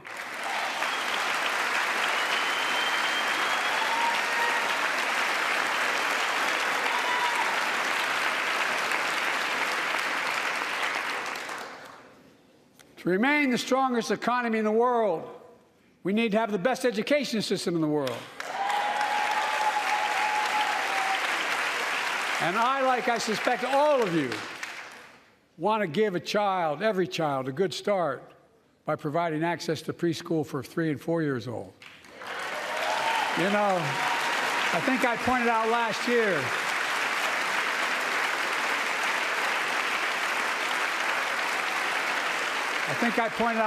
year, that children coming from broken homes where there's no books, they're not read to, not spoken to very often, start school, kindergarten or first grade, having heard 1 million fewer words spoken. Well, studies show that children who go to preschool are nearly 50% more likely to finish high school, go on to earn a 2- and 4-year degree, no matter what their background is.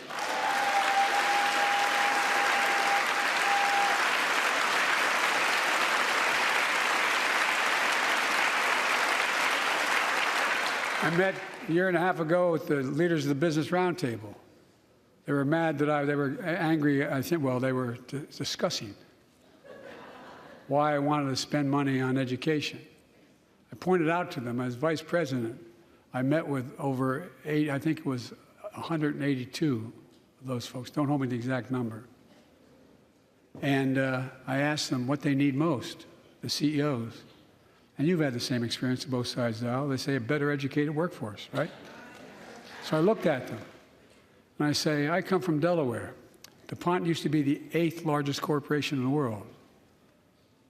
And every new enterprise they bought, they educated the workforce to that enterprise. But none of you do that anymore. Why are you angry with me providing you the opportunity for the best educated workforce in the world?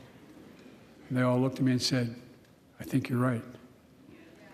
I want to expand high-quality tutoring and summer learning to see that every child learns to read by 3rd grade.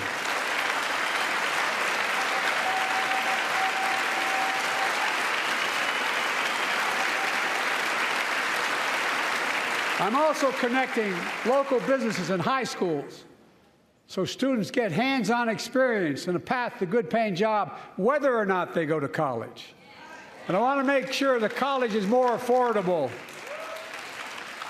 Let's continue increasing the Pell Grants to working and middle-class families and increase record investments in HBCUs and minority-serving institutions, including Hispanic institutions.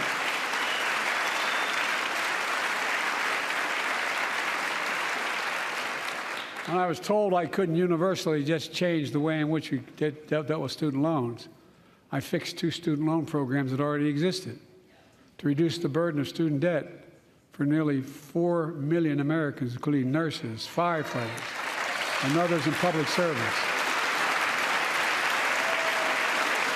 Like Keenan Jones, a public educator from Minnesota, who's here with us tonight. Keenan, where are you?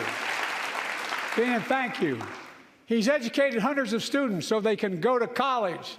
Now he's able to help, after debt forgiveness, get his own daughter to college.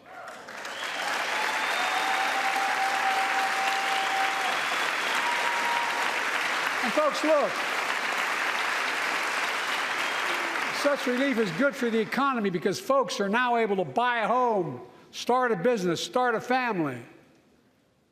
While we're at it, I want to give public school teachers a raise.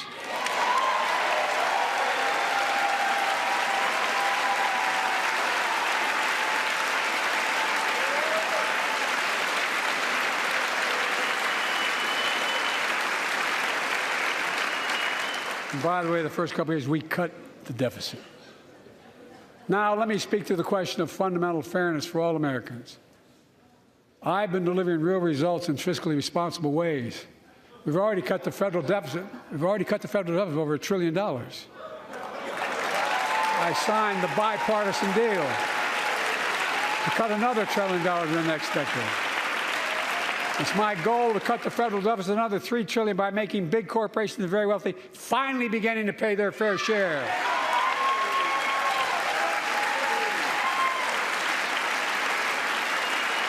Look, I'm a capitalist. If you want to make or can make a million or millions of bucks, that's great. Just pay your fair share in taxes. A fair tax code is how we invest things to make this country great. Healthcare, education, defense, and so much more. But here's the deal. The last administration enacted a $2 trillion tax cut, overwhelmingly benefit the top 1%, the very wealthy and the biggest corporations, and exploded the federal deficit. They added more to the national debt than any presidential term in American history. Check the numbers. Folks at home, does anybody really think the tax code is fair? Do you really think the wealthy and big corporations need another $2 trillion tax break?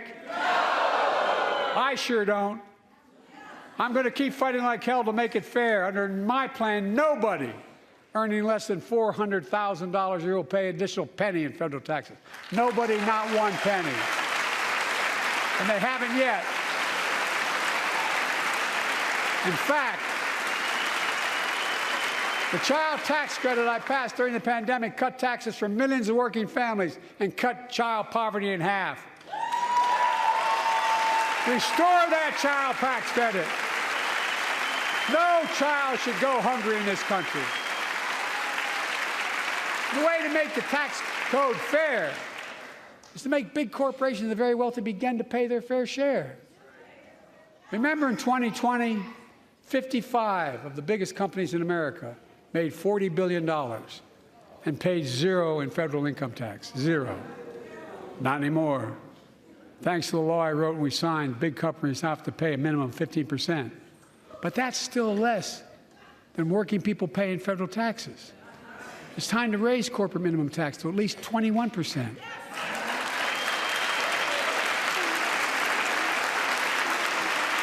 So every big corporation finally begins to pay their fair share. I also want to end tax breaks for big pharma, big oil, private jets, massive executive pay when it's only supposed to be $1 million that can be deducted. They can pay them $20 million if they want, but deduct $1 million. End it now. You know, there are 1,000 billionaires in America. You know what the average federal tax is for those billionaires? No.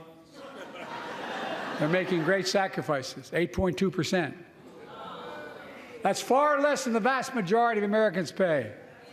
No billionaire should pay a lower federal tax rate than a teacher, a sanitation worker, or a nurse.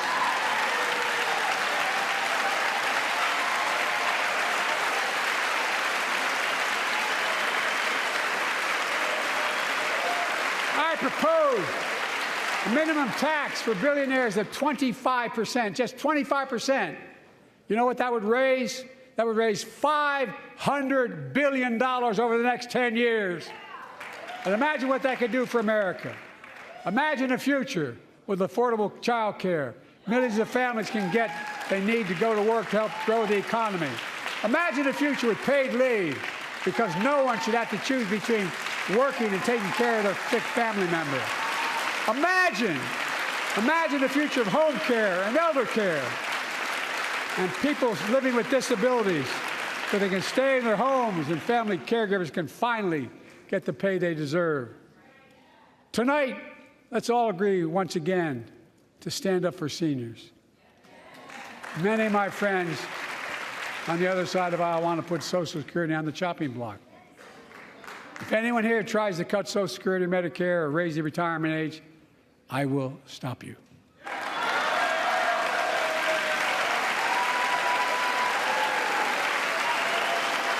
The working people who built this country pay more into Social Security than millionaires and billionaires do. It's not fair. We have two ways to go. Republicans can cut Social Security and give more tax breaks to the wealthy. That's the proposal. Oh, no. You guys don't want another $2 trillion tax cut? I kind of thought that's what your plan was. Well, that's good to hear. You're not going to cut another $2 trillion for the super wealthy. That's good to hear. I'll protect and strengthen Social Security and make the wealthy pay their fair share.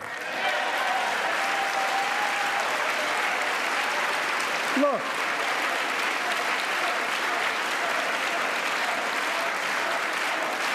Too many corporations raise prices to pad their profits, charging more and more for less and less.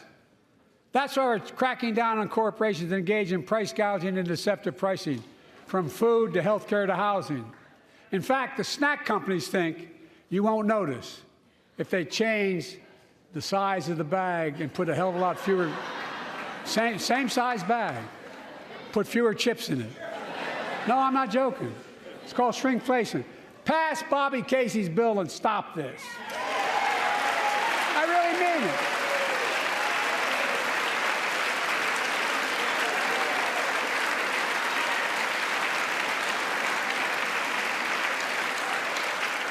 You probably all saw that commercial on Snickers bars.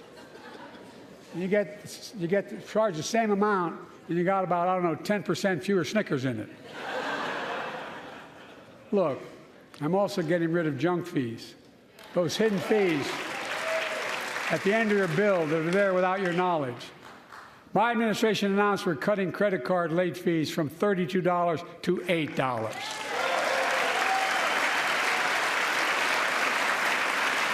Banks and credit card companies are allowed to charge what it costs them to instigate the collection. And that's more a hell of a lot like $8 and 30-some dollars. They don't like it. Credit card companies don't like it. But I'm saving American families $20 billion a year with all the junk fees I'm eliminating. Folks at home,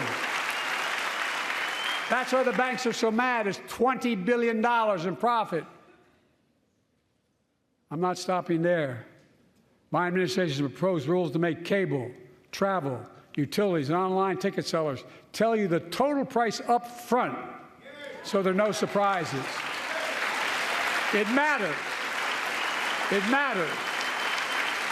And so does this. In November, my team began serious negotiation with a bipartisan group of senators.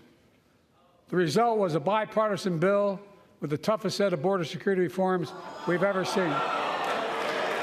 Oh, you don't think so? Oh, you don't like that bill, huh? That conservatives got together and said it was a good bill? I'll be darned. That's amazing.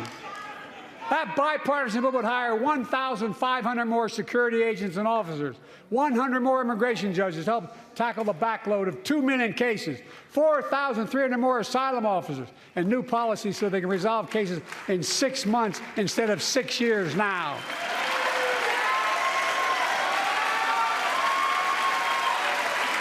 What are you against? 100 more high-tech drug detection machines to significantly increase the ability to screen and stop vehicles smuggling fentanyl into America. That's killing thousands of children. This bill would save lives and bring order to the border. It will also give me and any new president new emergency authority to temporarily shut down the border when the number of migrants at the border is overwhelming. The Border Patrol Union has endorsed this bill. The Federal Chamber of Commerce is, yeah. You're saying low. Look at the facts. I know you know how to read.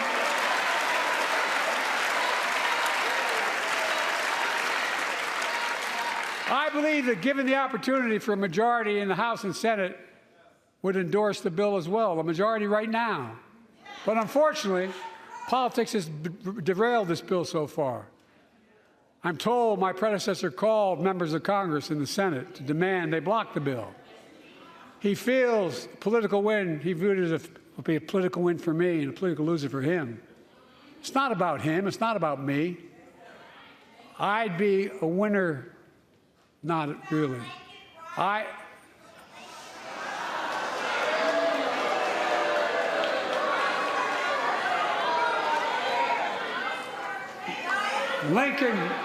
Lincoln Riley, an innocent young woman who was killed by an illegal. That's right. But how many of the thousands of people being killed by illegals? To her parents, I say, my heart goes out to you, having lost children myself. I understand. But look, if we change the dynamic at the border, people pay these smugglers $8,000 to get across the border because they know if they get by and let into the country, it's 6 to 8 years before they have a hearing. And it's worth taking the chance of the $8,000. But if it's only 6 weeks, the idea is it's highly unlikely that people will pay that money and come all that way knowing that they'll be able to be kicked out quickly. Folks, I would respectfully suggest my Republican friends owe it to the American people, get this bill done. We need to act now.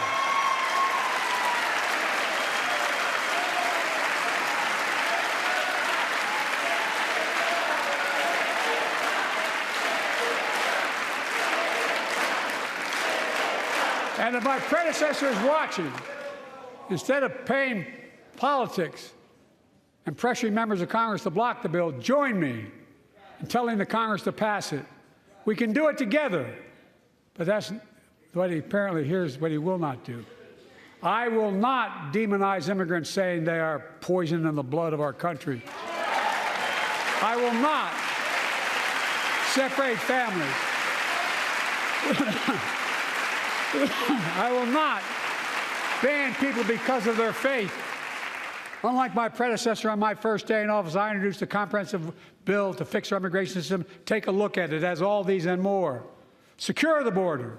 Provide a pathway to citizenship for dreamers, and so much more. But unlike my predecessor, I know who we are as Americans. We're the only nation in the world with a heart and soul that draws from old and new. Home to Native Americans, whose ancestors have been here for thousands of years. Home to people of from every place on earth. They came freely. Some came in chains. Some came when famine struck, like my ancestral family in Ireland. Some to flee persecution, to chase dreams that are impossible anywhere but here in America. That's America. And we all come from somewhere, but we're all Americans.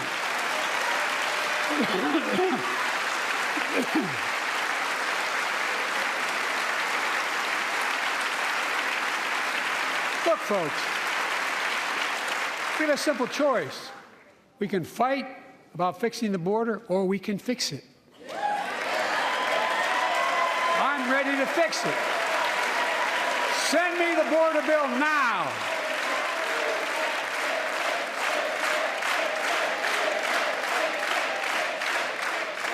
A transformational moment in history happened 59 years ago today in Selma, Alabama.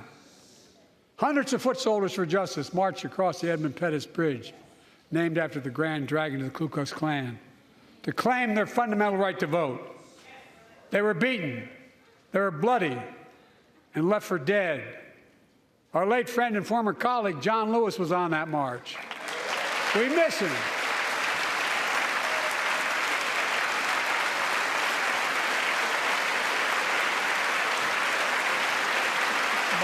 Joining us tonight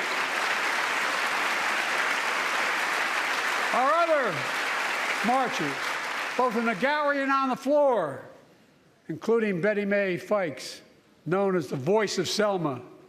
The daughter of gospel singers and preachers, she sang songs of prayer and protest on that bloody Sunday to help shake the nation's conscience. 5 months later, the Voting Rights Act passed and was signed into law.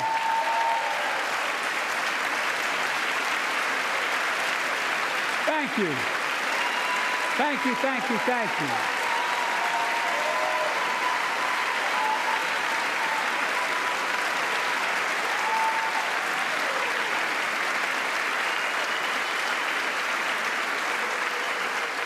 But 59 years later, there are forces taking us back in time. Voter suppression, election subversion, unlimited dark money, extreme gerrymandering. John Lewis is a great friend to many of us here. But if you truly want to honor him and all the heroes who marched with him, then it's time to do more than talk. Pass passed the Freedom to Vote Act, the John Lewis Voting Rights Act.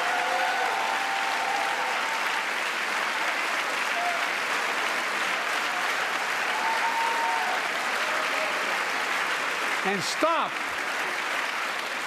denying another core value of America, our diversity across American life. Banning books, it's wrong. Instead of erasing history, let's make history. I want to protect fundamental rights. Pass the Equality Act. And my message to transgender Americans, I have your back. Pass the PRO Act for workers' rights. Raise the federal minimum wage, because every worker has a right to a decent living, more than $7 an hour. We're also making history by confronting the climate crisis, not denying it. I don't think any of you think there's no longer a climate crisis. At least I hope you don't. I'm taking the most significant action ever on climate in the history of the world. I'm cutting our carbon emissions in half by 2030, creating tens of thousands of clean energy jobs, like the IBEW workers building and installing 500,000 electric vehicle charging stations. Conserving 30% of America's lands and waters by 2030. And taking action on environmental justice, fence-line communities smothered by the legacy of pollution. And patterned after the Peace Corps and AmeriCorps, I launched the Climate Corps to put 20,000 young people to work in the forefront of our clean energy future. I'll triple that number in a decade.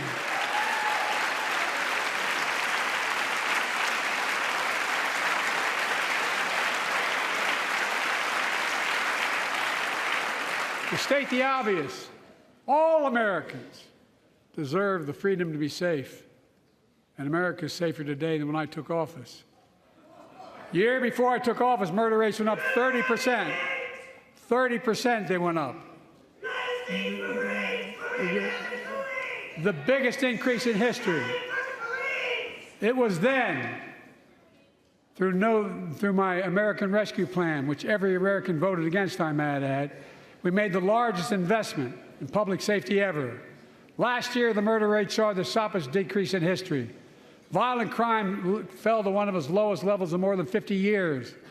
But we have more to do. We have to help cities invest in more community police officers, more mental health workers, more community violence intervention. Give communities the tool to crack down on gun crime, retail crime, and carjacking. Keep building trust, as I've been doing by taking executive action on police reform and calling for it to be the law of the land. Directing my cabinet to review the federal classification of marijuana and expunging thousands of convictions for the mere possession, because no one should be jailed for simply using or have it on their record. Take on crimes of domestic violence. I'm ramping up the federal enforcement of the Violence Against Women Act that I proudly wrote when I was a senator, so we can finally end the scourge against women in America.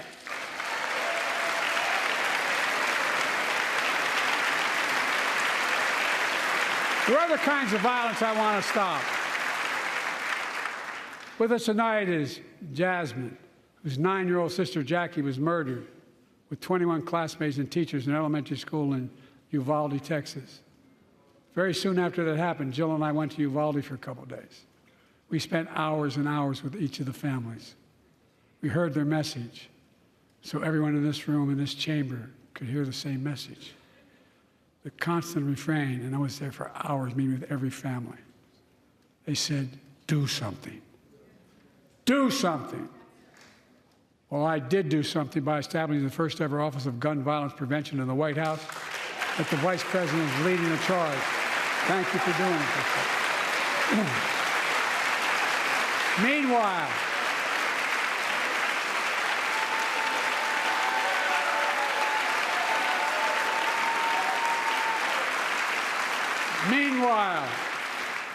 my predecessor told the NRA he's proud he did nothing on guns when he was president. After another shooting in Iowa recently, he said, when asked what to do about it, he said, just get over it. There's his quote, just get over it. I say, stop it. Stop it, stop it, stop it.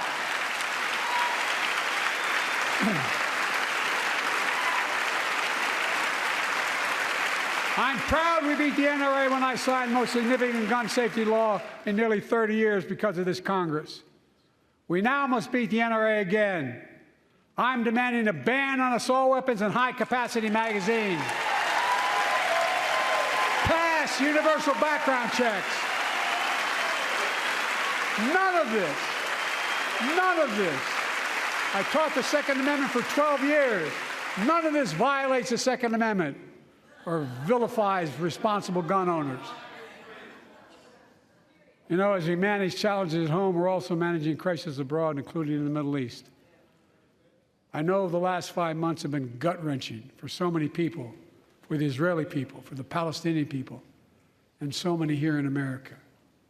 This crisis began on October 7th with a massacre by a terrorist group called Hamas, as you all know. 1,200 innocent people, women and girls, men and boys, slaughtered after enduring sexual violence. The deadliest day for the Jewish people since the Holocaust. And 250 hostages taken. Here in this chamber tonight are families whose loved ones are still being held by Hamas. I pledge to all the families that we will not rest until we bring every one of your loved ones home. We also we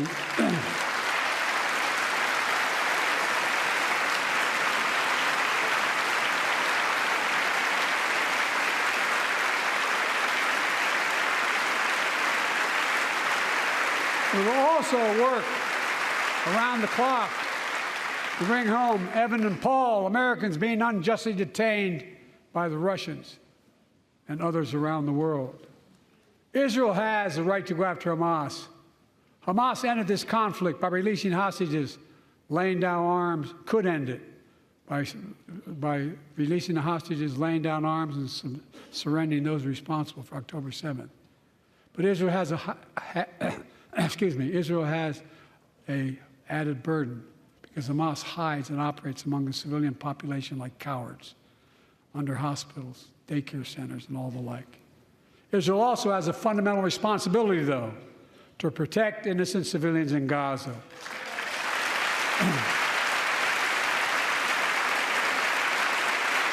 This war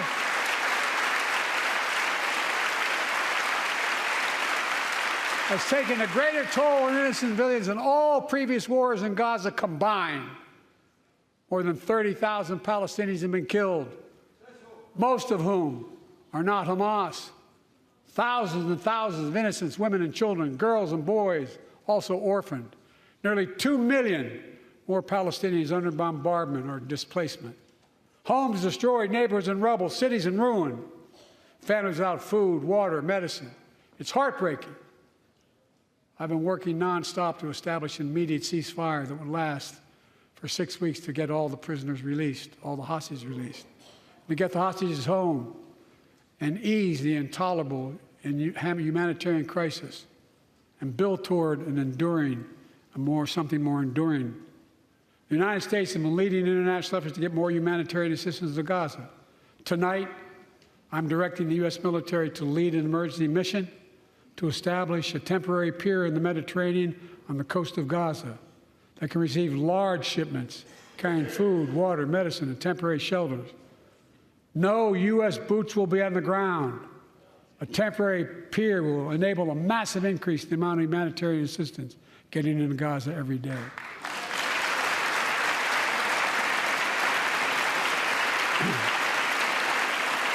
And Israel must do its part. Israel must allow more aid into Gaza to ensure humanitarian workers aren't caught in the crossfire. And they're announcing they're going to have a crossing in northern Gaza. To the leadership of Israel, I say this: humanitarian assistance cannot be a secondary consideration or a bargaining chip. Protecting and saving innocent lives has to be a priority. As we look to the future, the only real solution to the situation is a two-state solution over time.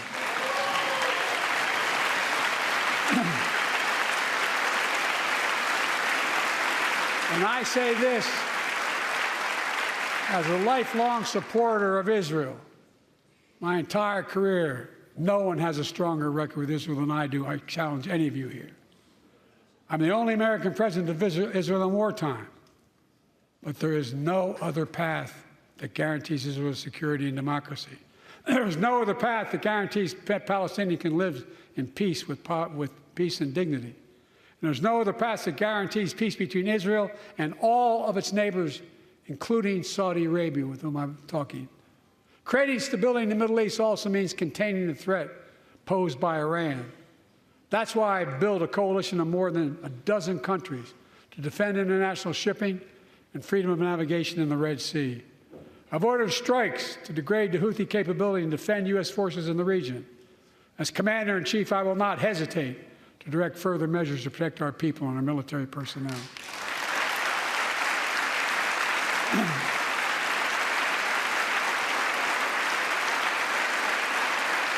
For years, I've heard many of my Republican and Democratic friends say that China is on the rise and America's falling behind. They've got it backwards. I've been saying it for over 4 years, even when I wasn't president. America's rising. We have the best economy in the world. And since I've come to office, our GDP is up, our trade deficit with China is down to the lowest point in over a decade. And we're standing up against China's unfair economic practices. We're standing up for peace and stability across the Taiwan Straits. I've revitalized our partnership and alliance in the Pacific. India, Australia, Japan, South Korea, Pacific Islands. I've made sure that the most advanced American technologies can't be used in China, not allowing to trade them there. Frankly, for all this tough talk on China, it never occurred to my predecessor to do any of that. I want competition with China, not conflict. And we're in a stronger position to win the conflict of the 21st century against China than anyone else, for that matter, than any time as well.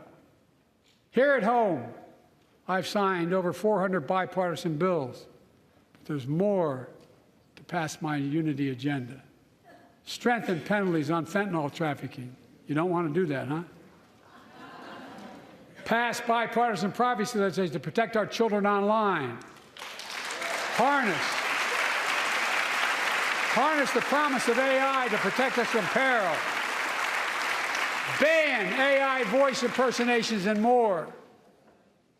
And keep our truly sacred obligation to train and equip those we send into harm's way and care for them and their families when they come home and when they don't.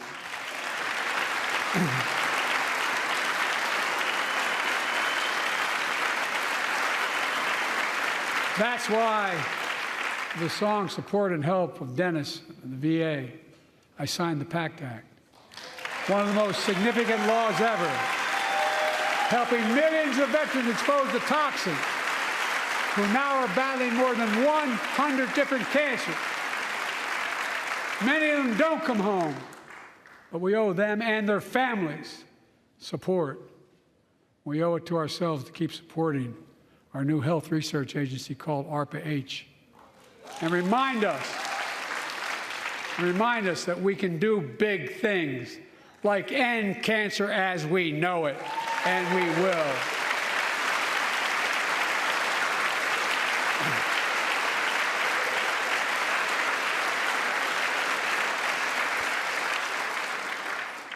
Let me close with this. Yay.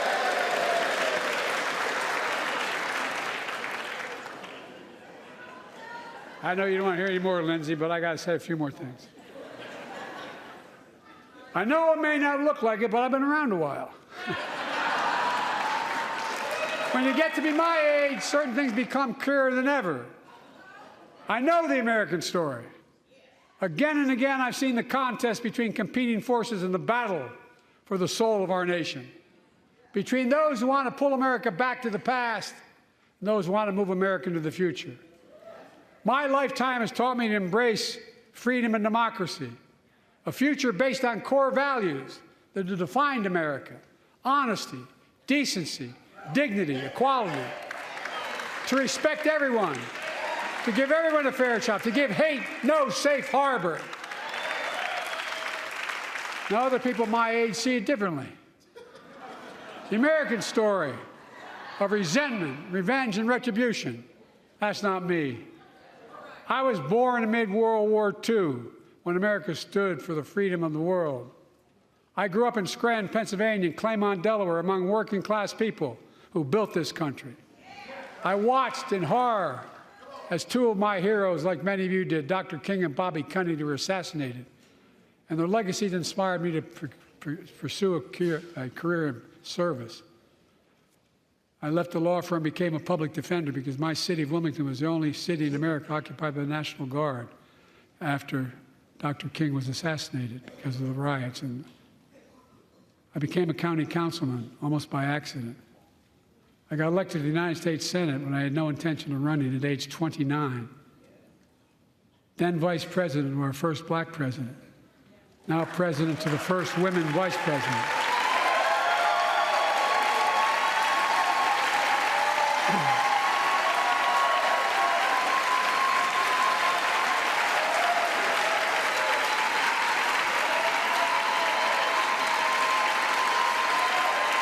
In my career, I've been told I was too young. By the way, they didn't let me on the Senate elevators for votes sometimes. Not a joke. And I've been told I'm too old. Whether young or old, I've always known what endures. I've known our North Star. The very idea of America is that we're all created equal and deserves to be treated equally throughout our lives. We've never fully lived up to that idea, but we've never walked away from it either. And I won't walk away from it now. I'm optimistic. I really am. I'm optimistic, Nancy.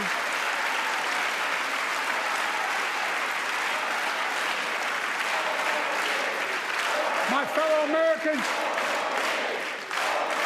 the issue facing our nation isn't how old we are. It's how old are our ideas. Hate, anger, revenge, retribution are the oldest of ideas. But you can't lead America with ancient ideas that only take us back. You lead America, the land of possibilities. You need a vision for the future and what can and should be done. Tonight you've heard mine. I see a future where defending democracy, you don't diminish it. I see a future where we restore the right to choose and protect our freedoms, not take them away. I see a future where the middle class finally has a fair shot and the wealthy have to pay their fair share in taxes. I see a future where we save the planet from the climate crisis and our country from gun violence. Above all, I see a future for all Americans. I see a country for all Americans. And I will always be president for all Americans because I believe in America. I believe in you, the American people. You're the reason we've never been more optimistic about our future than I am now. So let's build the future together. Let's remember who we are. We are the United States of America. And there is nothing beyond our capacity when we act together. God bless you all, and may God protect our troops. Thank you, thank you, thank you.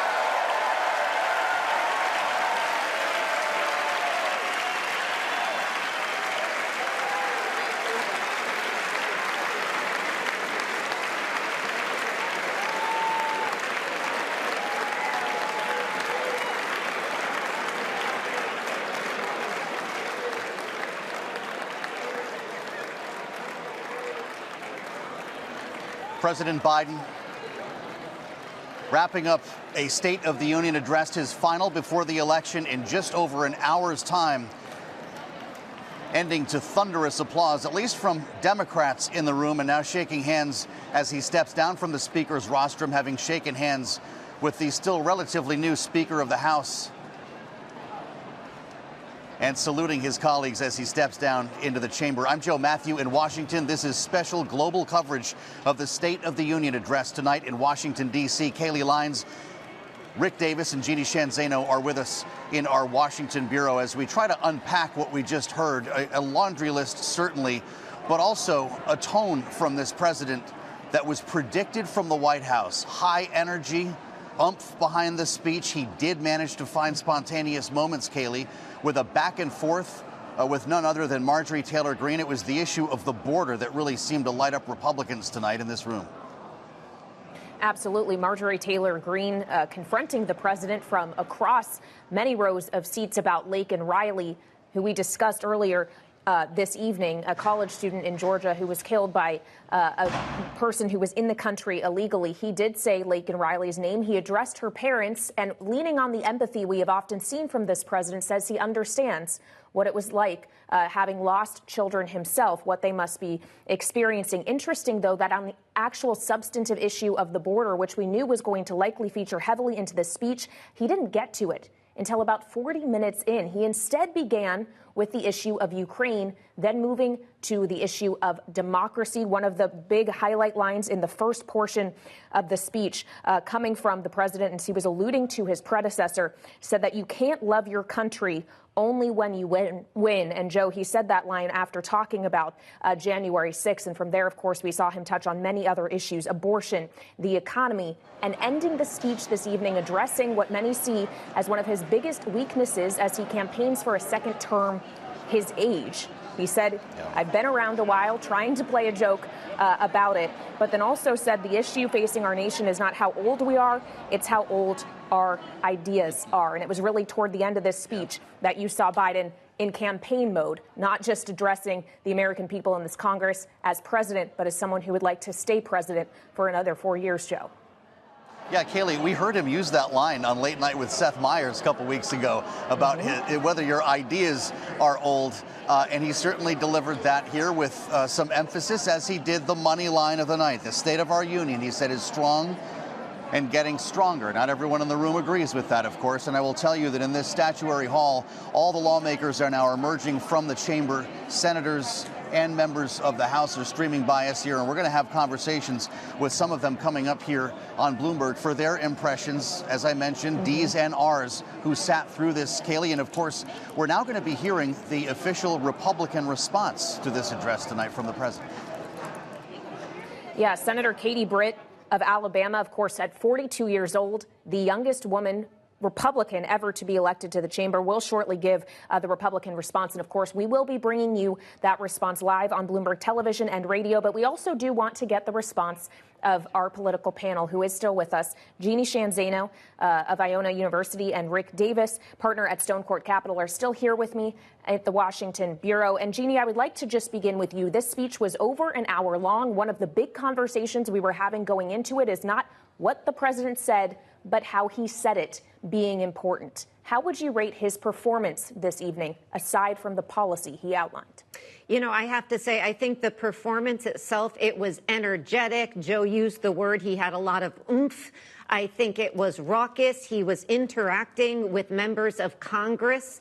And I think performance-wise, he may have been able to do what he did last year, which was to quell some of the doubts about his age and his ability. So I think from a performance perspective, I'm not sure that the White House or the campaign could have expected anything more from this president. I think his experience showed this is Joe Biden in his element. He is, after all, a man of Congress, having served in this body from 1973 to 2009, after which he went to the White House. So I think this was a night where, by performance standards, he did exceed a lot of expectations, and that's the way Joe Biden likes it. He feels like he's been underestimated for most of his political and professional career, and at those important moments, he has done what he needed to do, and I think tonight was one of those nights. Rick, your impressions here of this address, Expectations were so high and made even higher by this White House that promised an energetic Joe Biden at 9 o'clock at night. And it sure seemed like we got one. You might not agree with everything he said, but Ricky had the room in the palm of his hand for extended periods of time tonight, even achieved some back and forth, some call and response with Republicans. Did he meet his goals? Yeah, I think he did. I mean, look at how he started this speech out. Extremely strong, high-paced, very strong wording around democracy, one of his favorite topics. They went with something that I think he thought he could get comfortable out and sound like he's really embraced it. I think we also saw the makings of the campaign speech. I mean, one of the things I always look at is what's happening in the first 15 minutes, because with all due respect, not everybody sits through the entire speech like we did tonight. And so you want to get the biggest audience around that key terms. And it was democracy, abortion rights, the pandemic comeback, the economy, and infrastructure. And I think after that, the rest of it was much more of a traditional State of the Union and less campaigny until the end. He used this opportunity to contrast over a dozen times with his predecessor, the unnamed man in this speech, Donald Trump. And I think it was very aggressive in that case. So I would say this speech was an offensive speech. It was him taking it to Donald Trump, defending the turf he's created for himself in his presidency, and talking to voters tonight, much more so than Congress, and much more so, frankly, than the foreign policy aspects of this. It was a domestic speech meant for the campaign. Well, and Rick, as you talk about the idea that he was referencing his predecessor without directly naming him, he also said at one point in the speech that America cannot go back. I'm here tonight to show the way forward. And he went on at the end of the speech with a kind of laundry list of the way that he envisions the future. And I do believe we hear Joe Matthew perhaps greeting a senator as they emerge from the chamber, and we'll bring you that conversation shortly. But when he talks about the way forward, something else he mentioned, Rick, was a unity agenda. Is that what this campaign is now going to be about? What is a unity agenda?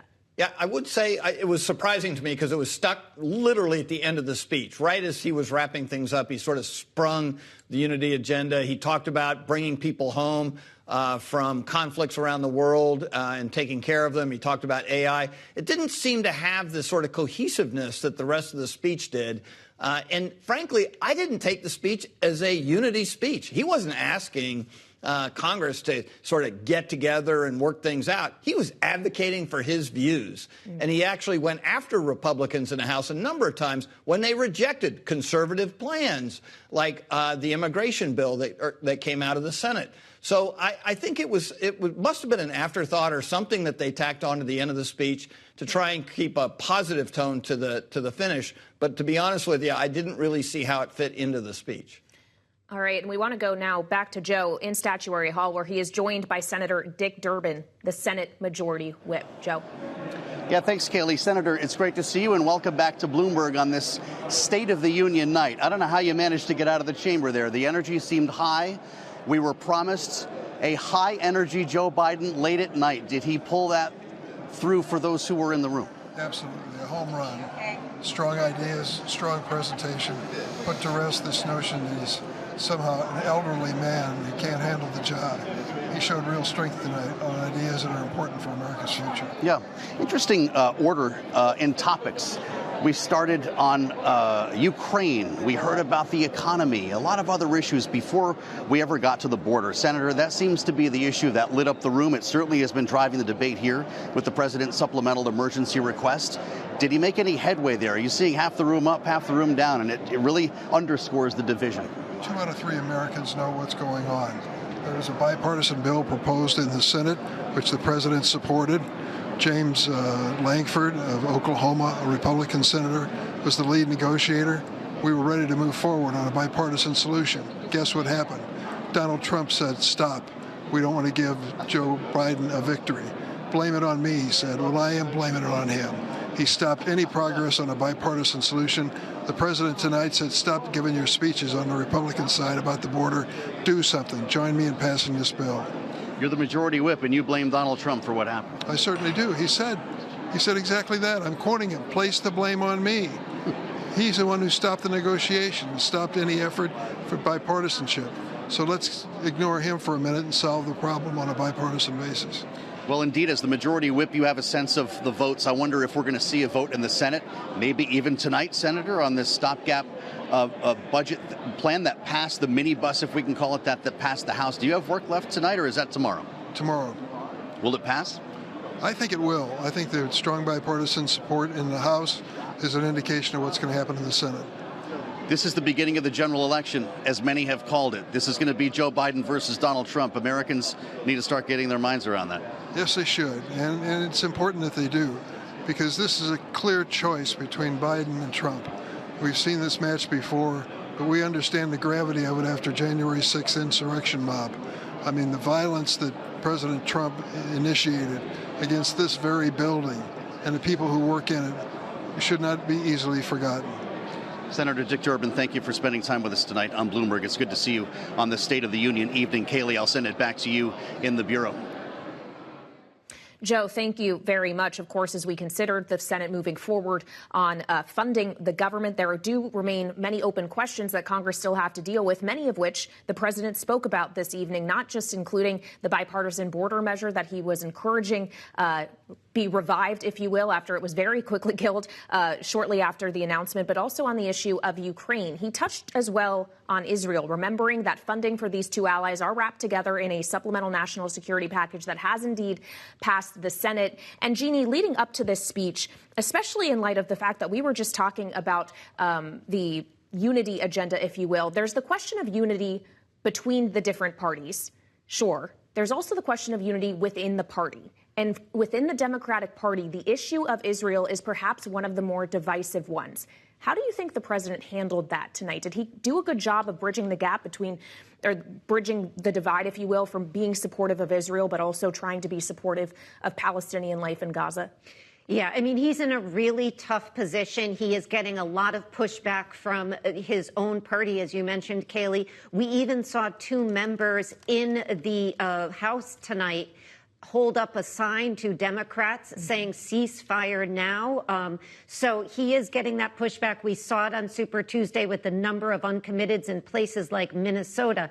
So the president knows he's walking this line. As he described himself in this speech, he has been one of the closest friends of Israel for most of his career. But at this point, he is trying to do both, support Israel in their fight against Hamas and also make the case that they have to be cognizant of the impact they are having on innocent men, women, and children in Palestine. He took the number 30,000 dead, according to the health ministry over there, that's been conflicting a lot of people. And he said, we are going to take steps to do better. I don't know how it's going to play on the Democratic left. This is an issue of real concern also to young people, not just Arab Americans. Well, and Jeannie, as you mentioned, we saw that uncommitted vote showing up in Minnesota. We also saw it showing up in Michigan first. And on that note, we are joined now by a congresswoman from Michigan. Representative Haley Stevens is standing by with Joe. Joe? Yeah, Kayleigh, we are here with Haley Stevens, who is no stranger to this network. And Congresswoman, it's great to see you as a Democrat from Michigan supporting Joe Biden tonight. What were your thoughts on his closing remarks about Israel? He called for a two-state solution. Coming off of the uncommitted movement we've seen in your state, in Minnesota, and others on Super Tuesday, did he say enough? He absolutely said the right things on Israel tonight. And personally, I'm here with Liz Naftali, who is the great aunt of 4-year-old Abigail, who was taken hostage for 50 days when she was 3 years old. She lost both of her parents. There are so many other hostage families in the room here tonight. And as the task force co-chair alongside Republican French Hill for American hostages, that was one of the most sobering pieces of his really resounding and comprehensive speech. And it was a speech of vision, and it was a speech of setting goals. And what he said about getting to a two-state solution is still going to be the goal. There is lots of pain. There's lots that we're navigating. A terrorist operation in Gaza, known as Hamas, has not served its people well. and we need to find peace, and that will come when Hamas surrenders. Are you disappointed he was not able to announce a ceasefire tonight? That was a hope of the administration. Well, I know he's worked so hard. He said he's working with Saudi Arabia. He's working alongside Israel, certainly. They presented a deal. It was rejected by Hamas. We need answers. We need these remaining hostages, over 153 days there, to come home. That was an attack on humanity. And we also need to see aid delivered to Palestinians, which the president made a point of. We know that Hamas is preventing aid from coming in. We know that where this conflict is as well, is preventing aid for innocent Palestinians, mothers and children. And so that's why he said we're setting up a special envoy in the sea to make sure that aid gets delivered with no American troops, certainly on the ground in Gaza. We're, of course, waiting for the Republican response to the president's address.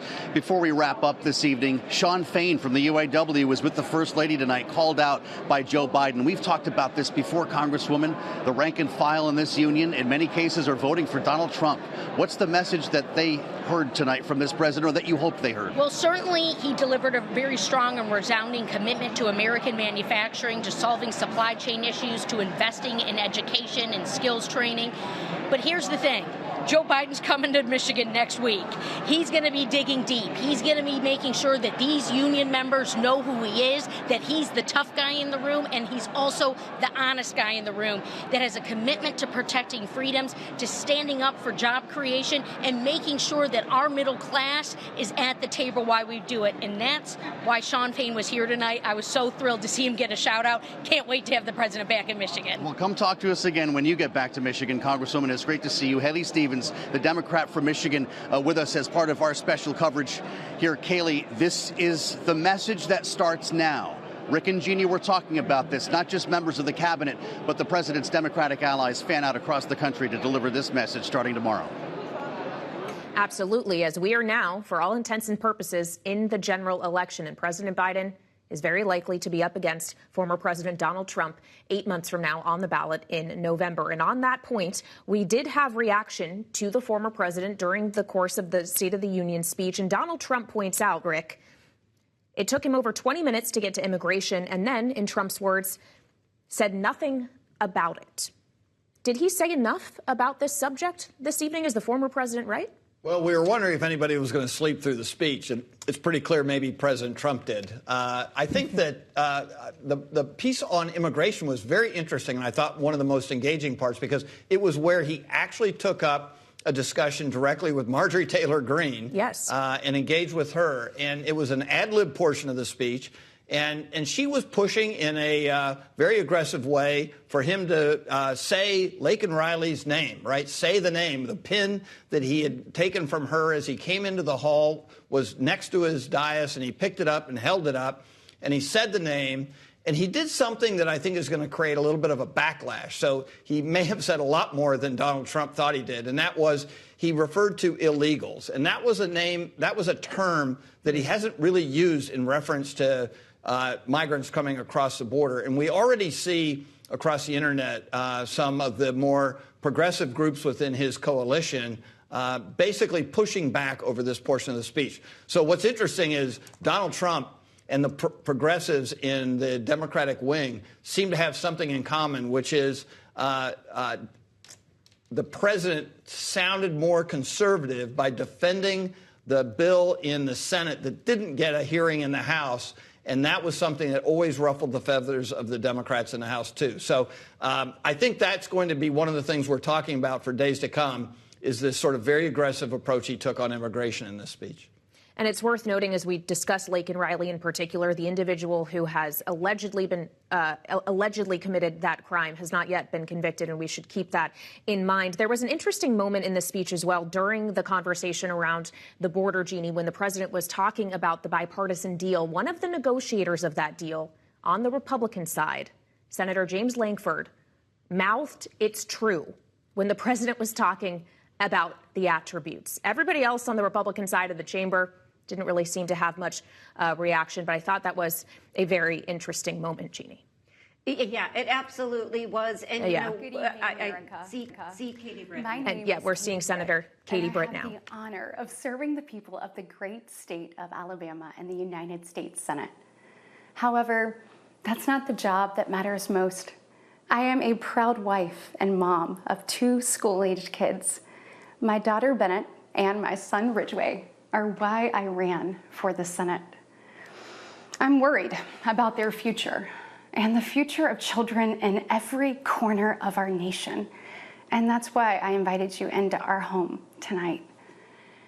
Like so many families across America, my husband Wesley and I just watched President Biden's State of the Union address from our living room. And what we saw was the performance of a permanent politician who has actually been in office for longer than I've been alive. One thing was quite clear, though. President Biden just doesn't get it. He's out of touch. Under his administration, families are worse off, our communities are less safe, and our country is less secure. I just wish he understood what real families are facing around kitchen tables just like this one. You know, this is where our family has tough conversations. It's where we make hard decisions. It's where we share the good, the bad, and the ugly of our days.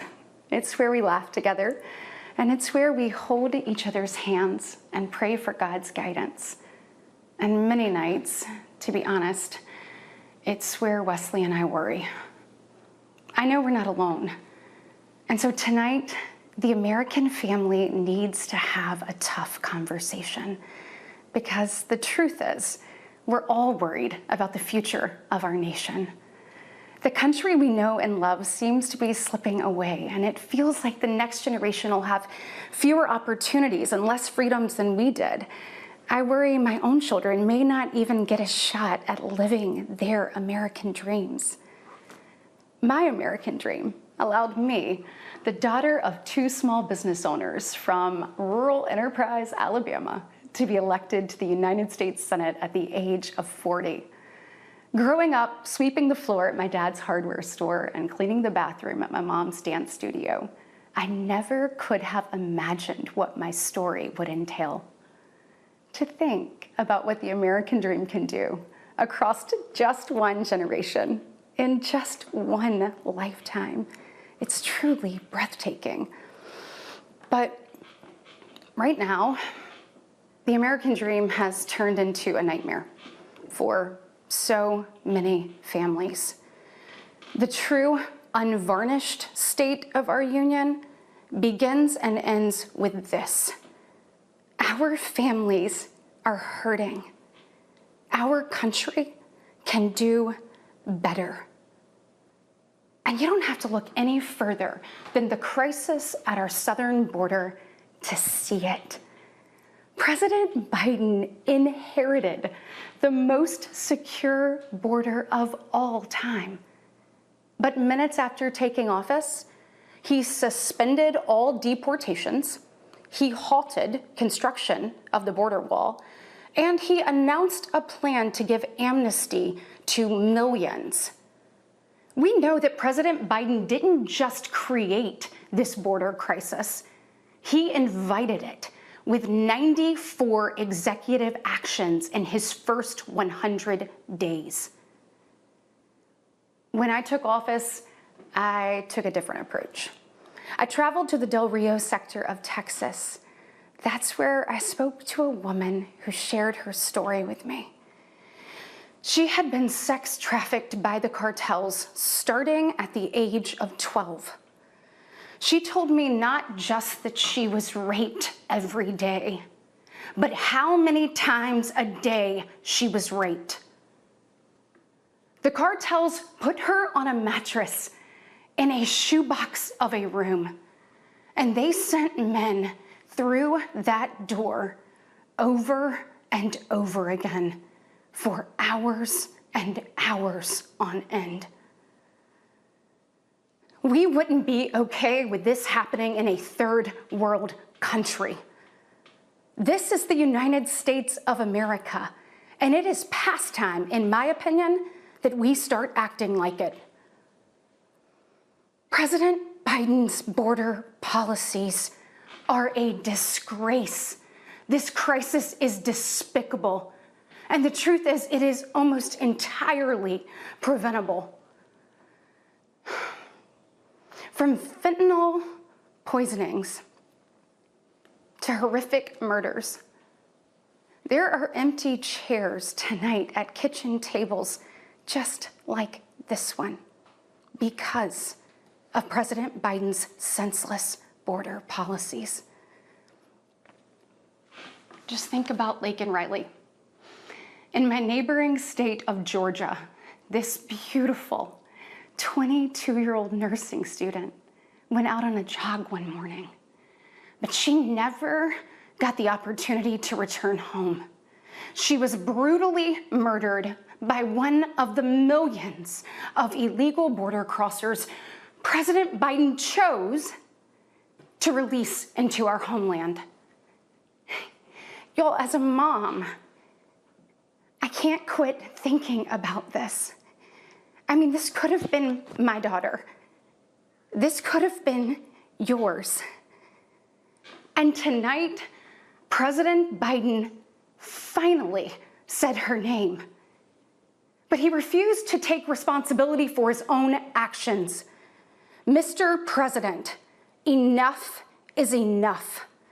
Innocent Americans are dying, and you only have yourself to blame.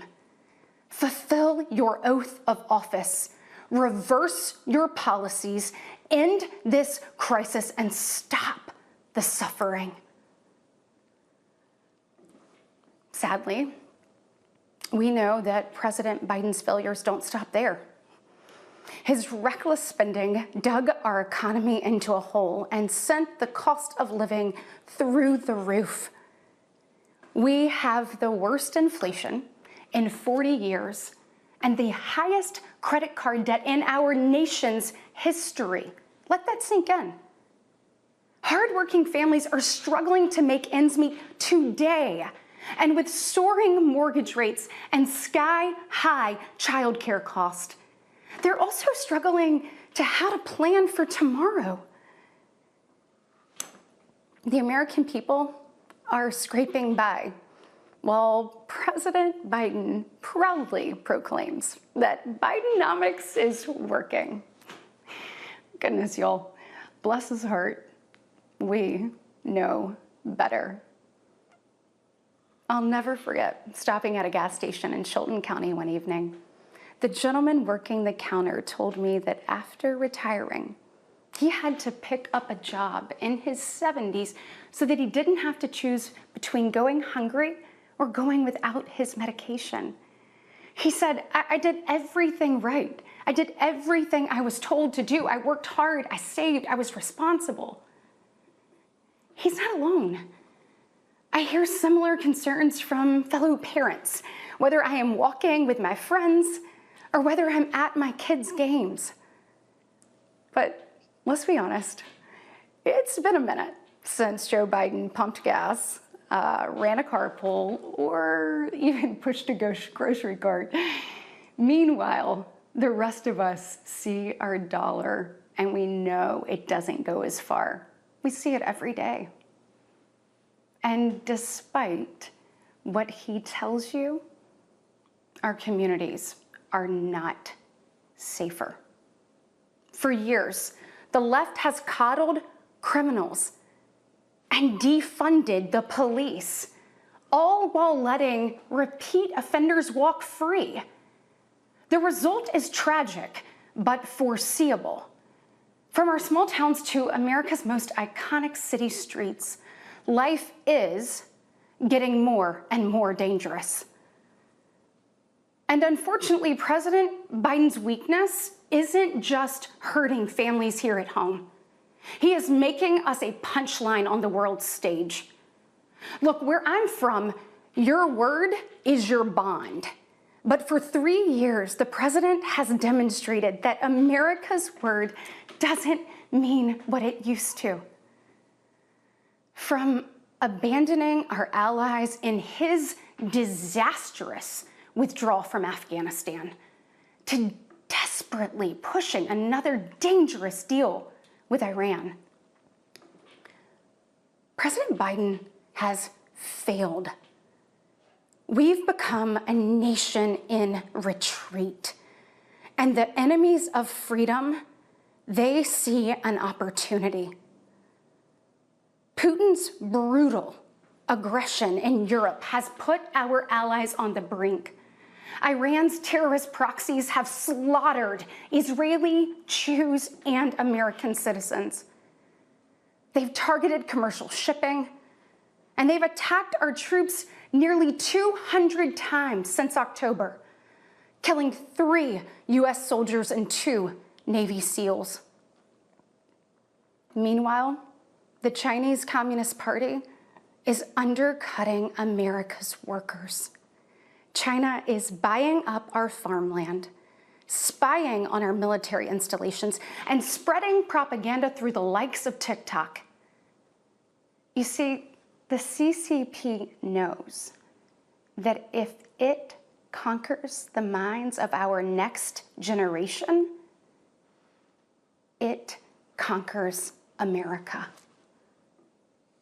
And what does President Biden do? Well, he bans TikTok for government employees, but creates an account for his own campaign. Y'all, you can't make this stuff up. Look, we all recall when presidents faced national security threats with strength and resolve. That seems like ancient history. Right now, our commander-in-chief is not in command. The free world deserves better than a dithering and diminished leader. America deserves leaders who recognize that secure borders, stable prices, safe streets, and a strong defense are actually the cornerstones of a great nation. Just ask yourself, are you better off now than you were 3 years ago? There's no doubt we're at a crossroads, and it doesn't have to be this way. We all feel it. But here's the good news. We, the people, are still in the driver's seat. We get to decide whether our future will grow brighter or whether we'll settle for an America in decline. Well, I know which choice our children deserve, and I know the choice the Republican Party is fighting for. We are the party of hard-working parents and families, and we want to give you and your children the opportunities to thrive. And we want families to grow. It's why we strongly support continued nationwide access to in vitro fertilization. We want to help loving moms and dads bring precious life into this world. Wesley and I believe there is no greater blessing in life than our children. And that's why tonight, I want to make a direct appeal to the parents out there, and in particular to my fellow moms, many of whom I know will be up tossing and turning at 2 a.m., wondering how you're going to be in 3 places at once and then somehow still get dinner on the table. First of all, we see you, we hear you, and we stand with you. I know you're frustrated. I know you're probably disgusted by most of what you see going on in Washington, and I'll be really honest with you, you're not wrong for feeling that way. Look, I get it. The task in front of us isn't an easy one, but I can promise you one thing. It is worth it. So I am asking you, for the sake of your kids and your grandkids, get into the arena. Every generation has been called to do hard things. American greatness rests in the fact that we always answer that call. It's who we are. Never forget, we are steeped in the blood of patriots who overthrew the most powerful empire in the world. We walk in the footsteps of pioneers who tamed the wild. We now carry forward the same flame of freedom as the liberators of an oppressed Europe. We continue to draw courage from those who bent the moral arc of the universe. And when we gaze upon the heavens, never forget that our DNA contains the same ingenuity that put man on the moon. America has been tested before, and every single time we've emerged unbowed and unbroken. Our history has been written with the grit of men and women who got knocked down. But we know their stories because they did not stay down. We are here because they stood back up. So now it's our turn, our moment to stand up and prove ourselves worthy of protecting the American dream. Together, we can reawaken the heroic spirit of a great nation. Because America, we don't just have a rendezvous with destiny. We take destiny's hand and we lead it. Our future starts around kitchen tables just like this, with moms and dads just like you. And you are why I believe with every fiber of my being that despite the current state of our union, our best days are still ahead. May God bless you, and may God continue to bless these United States of America.